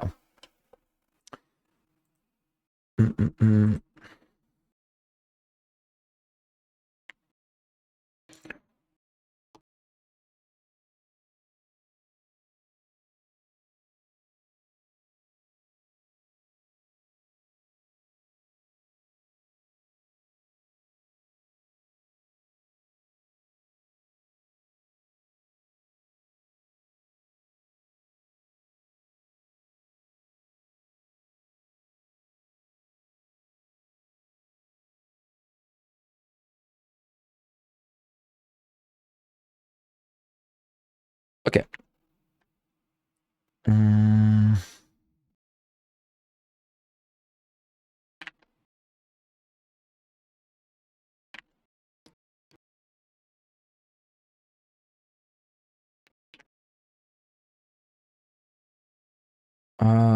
Let me be right back.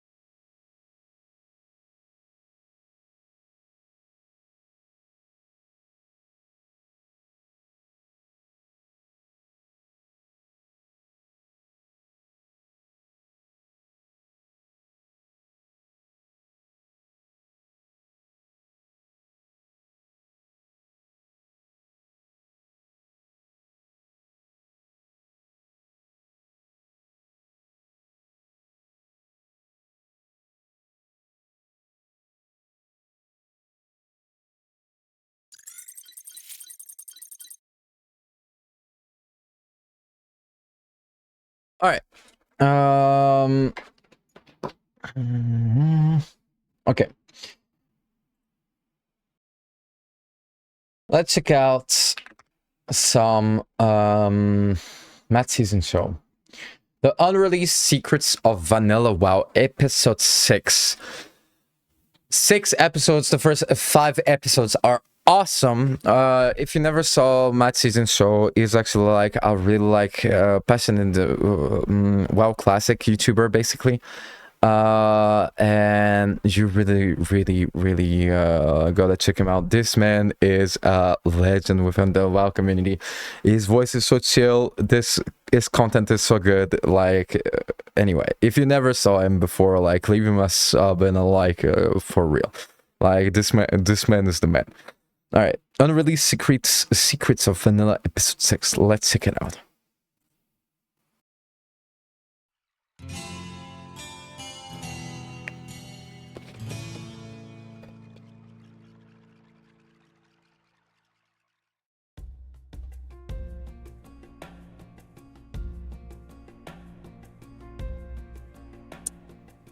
Hey guys, what's up? Mad Season here, back with another video for you in the cut content series for Vanilla World of Warcraft. Today we continue to explore the long lost alpha client and all of the weird features and areas that failed to make the cut, starting off with the Lost Islands. So to the west of Westfall, we find a couple of islands that never made it into the game, first covering the northernmost, Gilligan's. This is most definitely a reference to the 70s TV sitcom Gilligan's Island, where after a storm, a ship set ground on the shore of this uncharted desert isle, and the island itself is actually quite massive. Judging from the map, it's about the size of Deadwind Pass. Yeah. Pretty thorough tour here. Starting on the docks on the southern end of the island, you'll notice a lot of the environment and architecture is quite similar to Stranglethorn, which makes sense because it's not too far from here. And going up the hill, we have this little cave and camp area with a giant turkey being spit roasted. This leads to a fork in the road where you can go straight or up. Going up leads to another small camp with a tent. I imagine that this would have been a little quest hub area like that rebel camp in Stranglethorn or something. But heading back down and following the path straight leads to another fork where you can either go forward or check out the beach. Going to the beach first, we have some of those turtle skeletons that you would find in Darkshore, and it goes on for a little while until you can see some ruins to the right. And going through here, we actually have a few different ways to go. There's another beach, there's a bridge leading to some more ruins, or a side path. Following the side path, there's another fork. Going straight leads you back to where we started, and going across the bridge leads you to the northern part of the island. To the left is a small cliff area with not a whole lot going on, but if you were to go right, we have this happy little waterfall. Give me just a second real quick.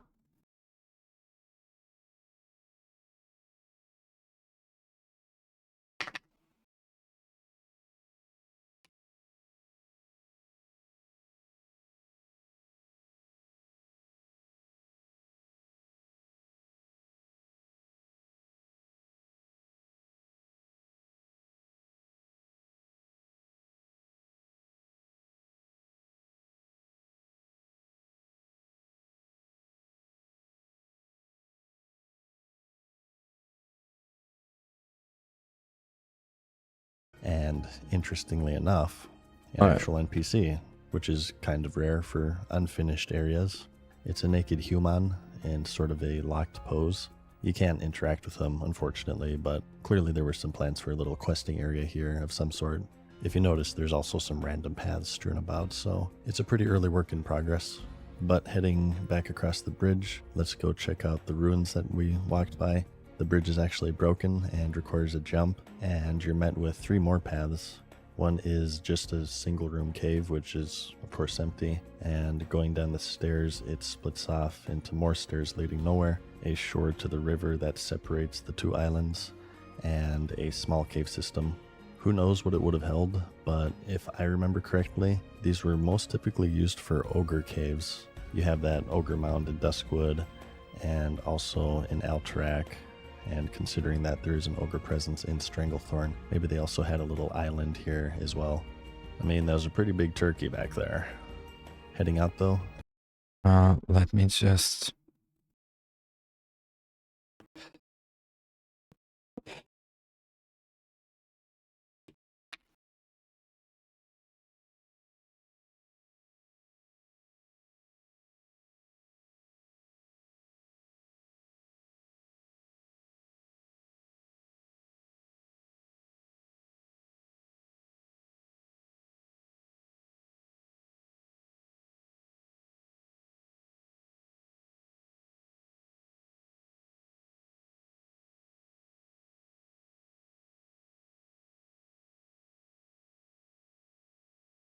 And going up the hill to the right, exiting the cave, we have another creepy NPC just hanging out, and behind him a wrecked ship, probably a reference again to the Gilligan's Isle sitcom. This is where they would have crash landed maybe, and maybe this guy is Gilligan or Skipper or whatever. You know, everybody's like Ginger or Marianne. Meanwhile, I'm sitting here like, what about Mrs. Howell? Oh, Thurston! Like I said, this is the smaller of the 2 islands, so let's go north and check out... What are the flags? I'm curious. The island of Dr. Lepidus. But before that, let's talk about today's sponsor, Boot.dev. Boot.dev isn't like them other coding platforms. They've cracked the code on how to make learning backend development not just effective, but also fun. They've designed the entire experience like an RPG game where you're not just passively watching tutorials, but you're actively completing quests, earning XP, leveling up, and even taking on boss fights. I've worked with them in the past because, considering the subject matter, I think it resonates really well with you guys. It's very RPG-like, and you can learn Python and Go while feeling like you're actually playing an RPG. I used to have a background in computer science myself, and I have actually been using it as more of just a hobby, and I'm really enjoying it so far. It feels like a new way to learn without the boredom that usually comes with these online courses. It gets you writing a ton of code because that's really the only way you can learn. Plus you have a very supportive Discord community and even an AI-powered bear wizard named the Boots who will guide you through any tricky concepts. If you're apprehensive, they do offer a 30-day no questions asked refund policy, so if it's not for you, no worries. Plus you can also demo every course for free to see if it clicks with your learning style. I would say that if you have been on the fence about doing something like this would be a really good way to kind of get your feet wet to see if it would be something that is for you. If you would like to try it, click the link in the description and use my code MADSEASONSHOW to get 25% off your first payment, whether it's for 1 month or an entire year. Starting from the eastern beach, you'll see that it's mostly empty plains until you reach a fork where you can go straight to some ruins or right up a hill. And going right first is a traversable yet fairly empty area with not really a whole lot going on. But going back and going to the ruins and going across the bridge, you'll find it's pretty intricate. I'd say that it's approximately maybe half the size of Zul'Gurub, and instead of narrating it all, I figured I would just show you here because it is quite a big area and there are a ton of nooks and crannies to explore. There definitely was a lot of work put into this area.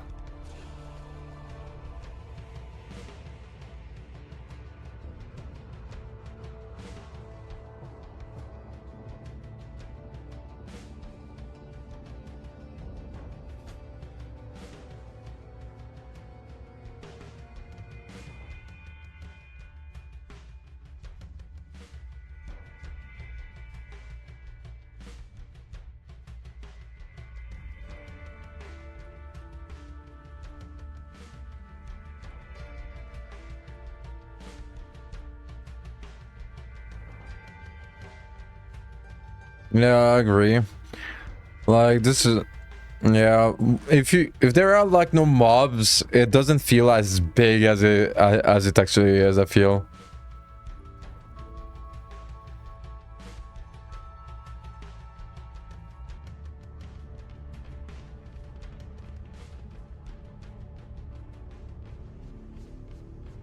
Maybe it was the first mapping of Zul'Gurub actually, because like there is like something that looks like a car auto the like tower, you know?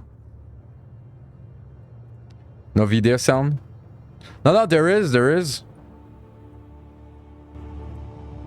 Wait, you actually make me doubt now.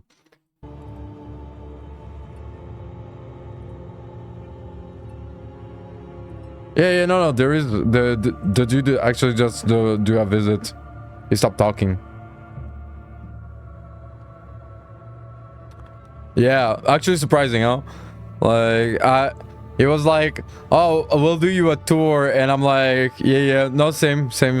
I didn't expect it for the tour to be this long, actually. But like, yeah, this area is actually like big. Maybe it was like the idea of Zul'Gurub at first, you know, like what they saw for the mapping for Zul'Gurub. I'm guessing it will be that, right?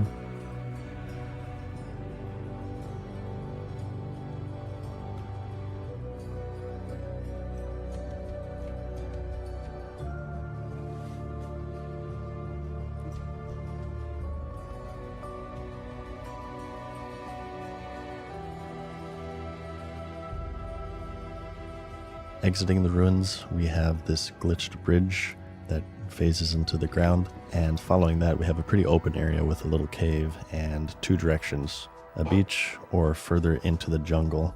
Going to the beach, you'll find more ruins scattered about, and here it's also we find evidence of quest hubs potentially with camps and equipment strewn about, so maybe you were to land on this western end of the island via boat from Booty Bay or something. These islands are in fatigue waters, so you weren't meant to swim to them, and non-continental boat travel is, of course, established, like in Fairless for the Alliance, for example. Before heading back and further into the jungle, if you followed the dry river south, you would have found another one of those small cave systems. Of course, it's empty like everything else. Oh here. yeah, it's more going deeper into the jungle near that smaller cave and heading north. You'll see just how much work was put into this area with all the foliage. Yeah, actually, like it's a full like zone. Like it basically like it's a second Stranglethorn, right? Like at this point, it's a highland like that is in Stranglethorn style. Huh? If I were to show you a random screenshot, you'd probably guess that this is Stranglethorn Vale. You'll soon come to another split in the road where you can go left or right. Going right leads to a little compound with houses and a sawmill and a giant berry popsicle that the locals worship. Nah, just kidding. This is one of those binding stones that we discussed in a previous episode. For some reason it's just untextured here, but there would have eventually been an NPC to bind you here where you would res every time you died. Oh, yeah, compound, I remember. It's pretty reminiscent of the Curzon area in northeast Stranglethorn, actually. It uses a lot of the same assets and buildings and whatnot. It also has that abandoned inn from Moonbrook, and some really messed up docks, and also an oil platform that doesn't have any collision. So considering the docks, maybe this is actually where you would have landed to start the island. But heading back to the fork and going left this time, we have another split. Going right leads to one of those big mage towers. I wonder if maybe this is where Dr. Lapidus resided. Maybe he was the big bad of the area to serve as the finale or something. But going the other way, we reach a dead end with this little tannery thing to mark that it's a work in progress. So it's 2003. It's 2 a.m. at Blizzard headquarters. Some developer ran out of breast milk and said, screw this crap, I'll finish it later. But the later never came. I don't know, maybe he got fired for cube crawling or something. But that's pretty much it. There is more landmass beyond this point, but since you're obviously not meant to reach it yet, it's all very barren. Sort of like those out-of-bounds areas that you would find all over Eastern Kingdoms in Kalimdor. But these are two pretty huge landmasses that had a decent amount of work put into them. Yeah, like, check it out. Like, so this map is actually, like, representing of, like, real size of WoW, right? So, it's not like a map that is kind of like, well, I don't know. Give me 1 second.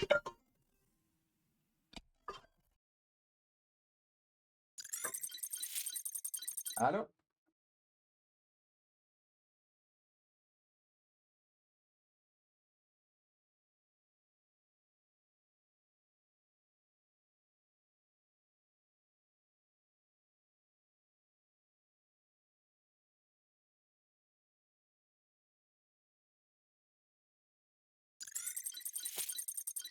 Okay. Yeah, sorry. All right, let's keep going.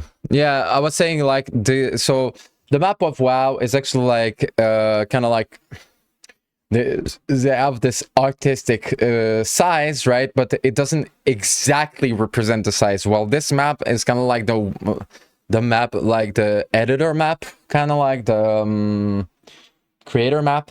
And it has like the real size on it. So these two, I'll remove this. Like, check it out. Like, these two islands are basically the size of a zone, right? Like, than to never see the light of day. Stranglethorn is level 30 to 40-ish, but you kind of need to supplement it with other areas like Desolus, which is across the world. So maybe that's a result of them just running out of time and cutting these places out. I could definitely see these areas being done alongside Stranglethorn, or maybe they were even meant to be high-level elite areas like Tyr's Hand in the Eastern Plaguelands, for example. But pretty cool and interesting nonetheless that even after 20 years there's still stuff that I've never seen in this game. I'm not sure about you guys. Next, doing another class here. Priest was pretty different in its original inception, specifically Discipline. They were more inspired from Dungeons and Dragons because they had a melee component to them. This was largely abandoned by release, but there was some evidence still lingering about, such as in 1.0, their inner fire spell increasing melee attack power, which just mystified players back then. Although this was eventually removed, the chaplains in the Scarlet Monastery dungeon still retained it. So this is what a melee priest would have looked like. Aside from that, there are also various classes. Melee priest will have felt so weird. What the fuck? Good thing that they never did this. Items in the game that have like strength and agility on them, which most just chalked up to weird itemization, but in reality, it was tailored for the cloth melee class. But aside from all that, oh, so strength. Oh yeah, I heard about this. So basically, like, there was like a class that will like base, like the base stats of it will have been strength and spirit. So it's interesting because like spirit is like in vanilla, in vanilla is not like a main stat, right? And they were trying to do a class that like, or at least a spec that used like spirit as the main stat, which is really cool. In the alpha, they also had. I actually don't know if like there's like a class that like main spirit these days, but like probably there's a spec, right? Interesting stuff going on, such as the ability to sleep any target. As you may know, this was eventually given to druids in the form of Hibernate, but only for beasts and Dragonkin. You're probably familiar with their power word spells. At this time they were called Holy Word, which functioned the same except for shield, which had a different graphic, and it also didn't give you the weakened soul debuff, which combined with its short cooldown made it incredibly overpowered. In vanilla, there only ended up being one shadow word, and that was pain, which was a dot, which is the same in the alpha, but they had a couple of others at this point. There was befuddle, which slowed casting speed, and also fumble, which reduced a target's chance to hit by 75% for 10 seconds on a 1 minute cooldown. Mind control was called. Yeah, technically, like these look really similar to curses from like warlocks. That's why I guess that like they removed them. Dominate. Abolish disease was nullified disease, which also granted immunity for a short time. Resurrection was usable in combat. That's not just a priest thing, that would also be true for paladins and shamans. But all of this was later nerfed, and combat res was given to druids. And as for Inner Fire, its very first form here was just a straight damage and armor increase. But all those spells and what you're seeing in front of you is the entire toolkit of the priest, so obviously very early stages here. In a previous episode, we went over Alpha Stormwind, so I figured I'd show the Horde a little love here with Alpha Orgrimmar, which is pretty different. First entering the city, we have a boar trainer. If you've been watching this series, you'd know how hunters needed to train specific pet abilities from these specialized trainers, so here's where you would have gotten the boar spells for the Horde. Another thing you'll notice is that the guards have a different look, but entering the city, you'll find that there's no auction house yet. The bank looks a little different, and it's harder to navigate because that little ridge that connected the flight path tower to the PvP building and the Valley of Spirit is gone now. In fact, the entire Valley of Spirit is missing in this version. It's just a long, skinny path leading to the back entrance of the city. Also in this... As much as like I do not like Orgrimmar, I prefer Stormwind. My boy Shazam, I'm pretty sure that like we're both like, we are like the only two like alliance like proud members with there's Asmongold that also is alliance, right? Like I really dislike the way Orgrimmar looks. When I changed my faction, because I Cataclysm, no, it wasn't Cataclysm, it was Wrath of the Lich King. You could finally change faction, and basically I changed I was playing at the time a shaman, and basically like I was like any alliance player, right?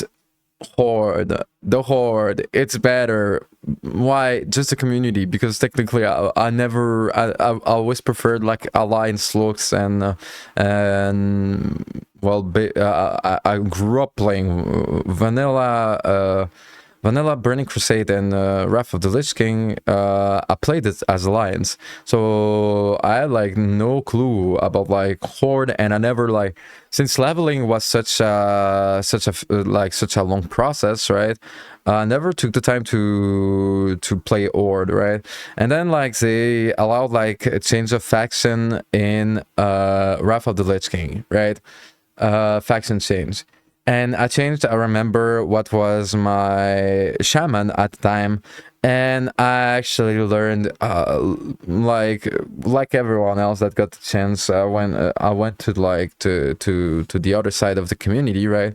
And to be fair, it is something that I actually regretted, because like I do not like Orgrimmar. Right now he was talking about Orgrimmar.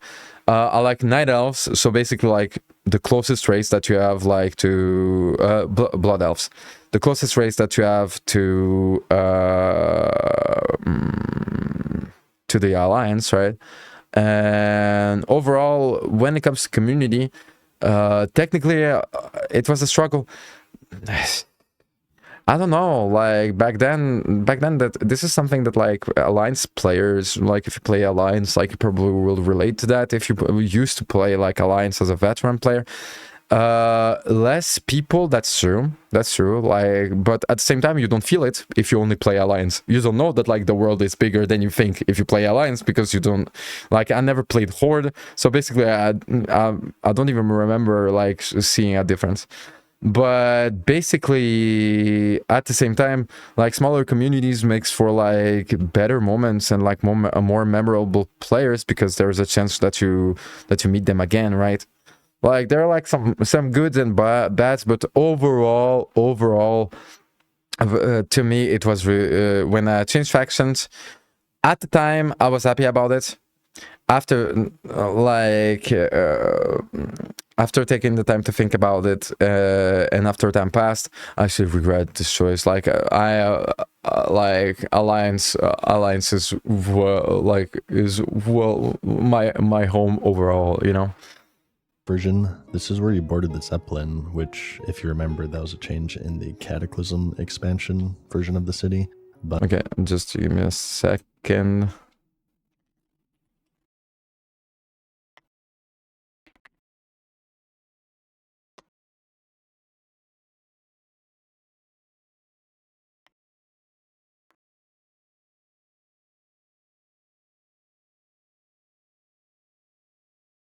But little did we know, this was actually the original.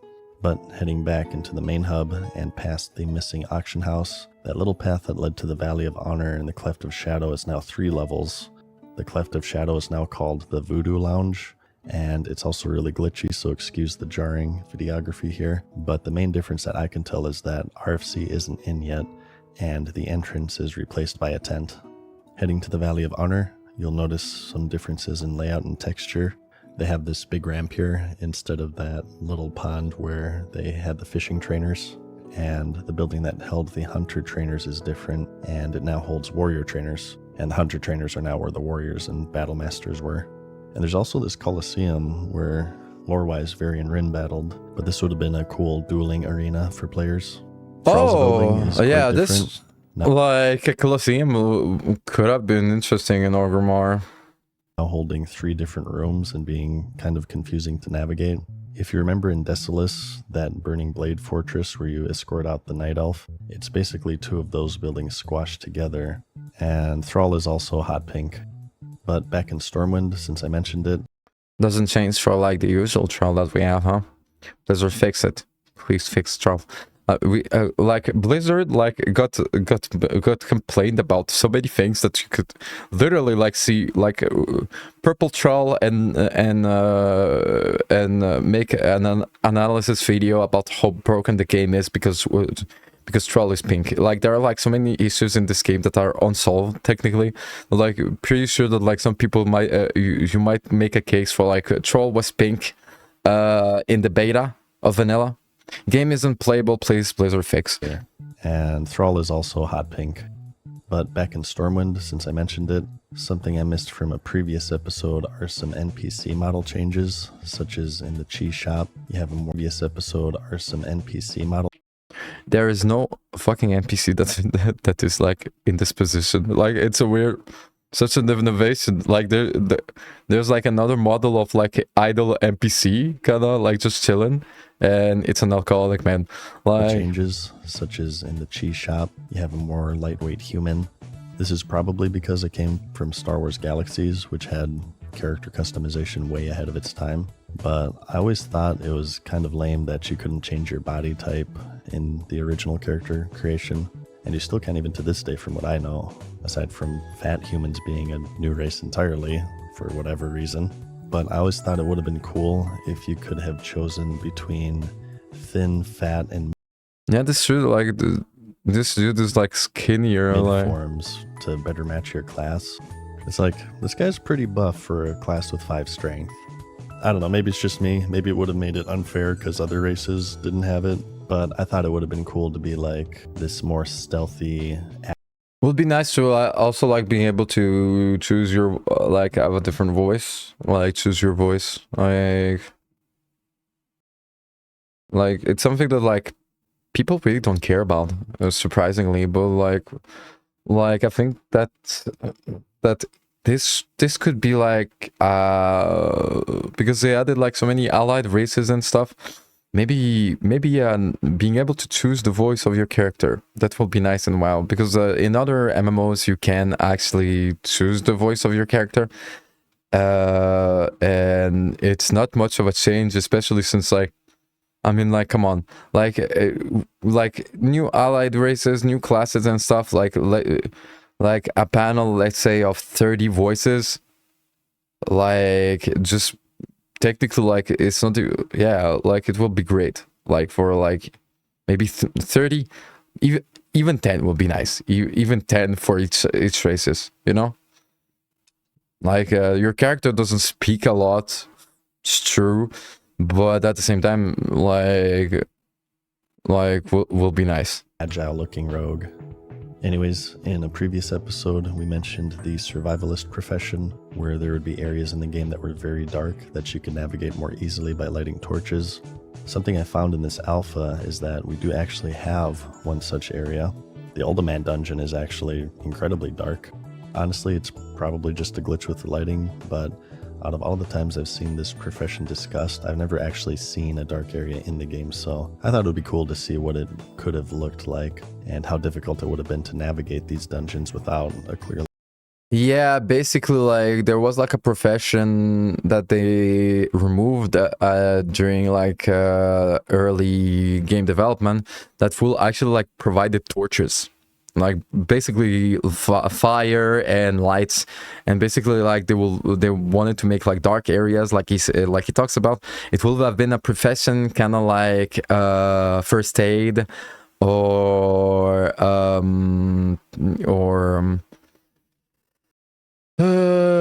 fishing. It will have been like one of these professions, but like good thing that they removed it, because oh my god, like torch carriers, like making torches, well, this will have been like it cannot function in a game like WoW. Lit path. But I think that about covers it for this episode. Thank you for letting me be your tour guide once more, and thank you so much, Matt Season Show, for like the video. Matt Season Show is a legend. If you never checked out like Matt Season Show, check him out. He is this awesome. All right.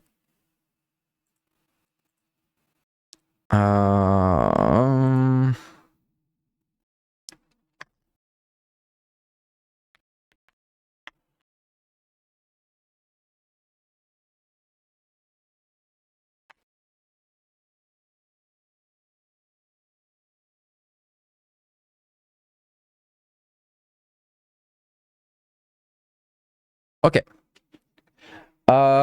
This is it for me for today. I actually like still have like some life duty to fulfill, like 2 hours of streaming. Yeah.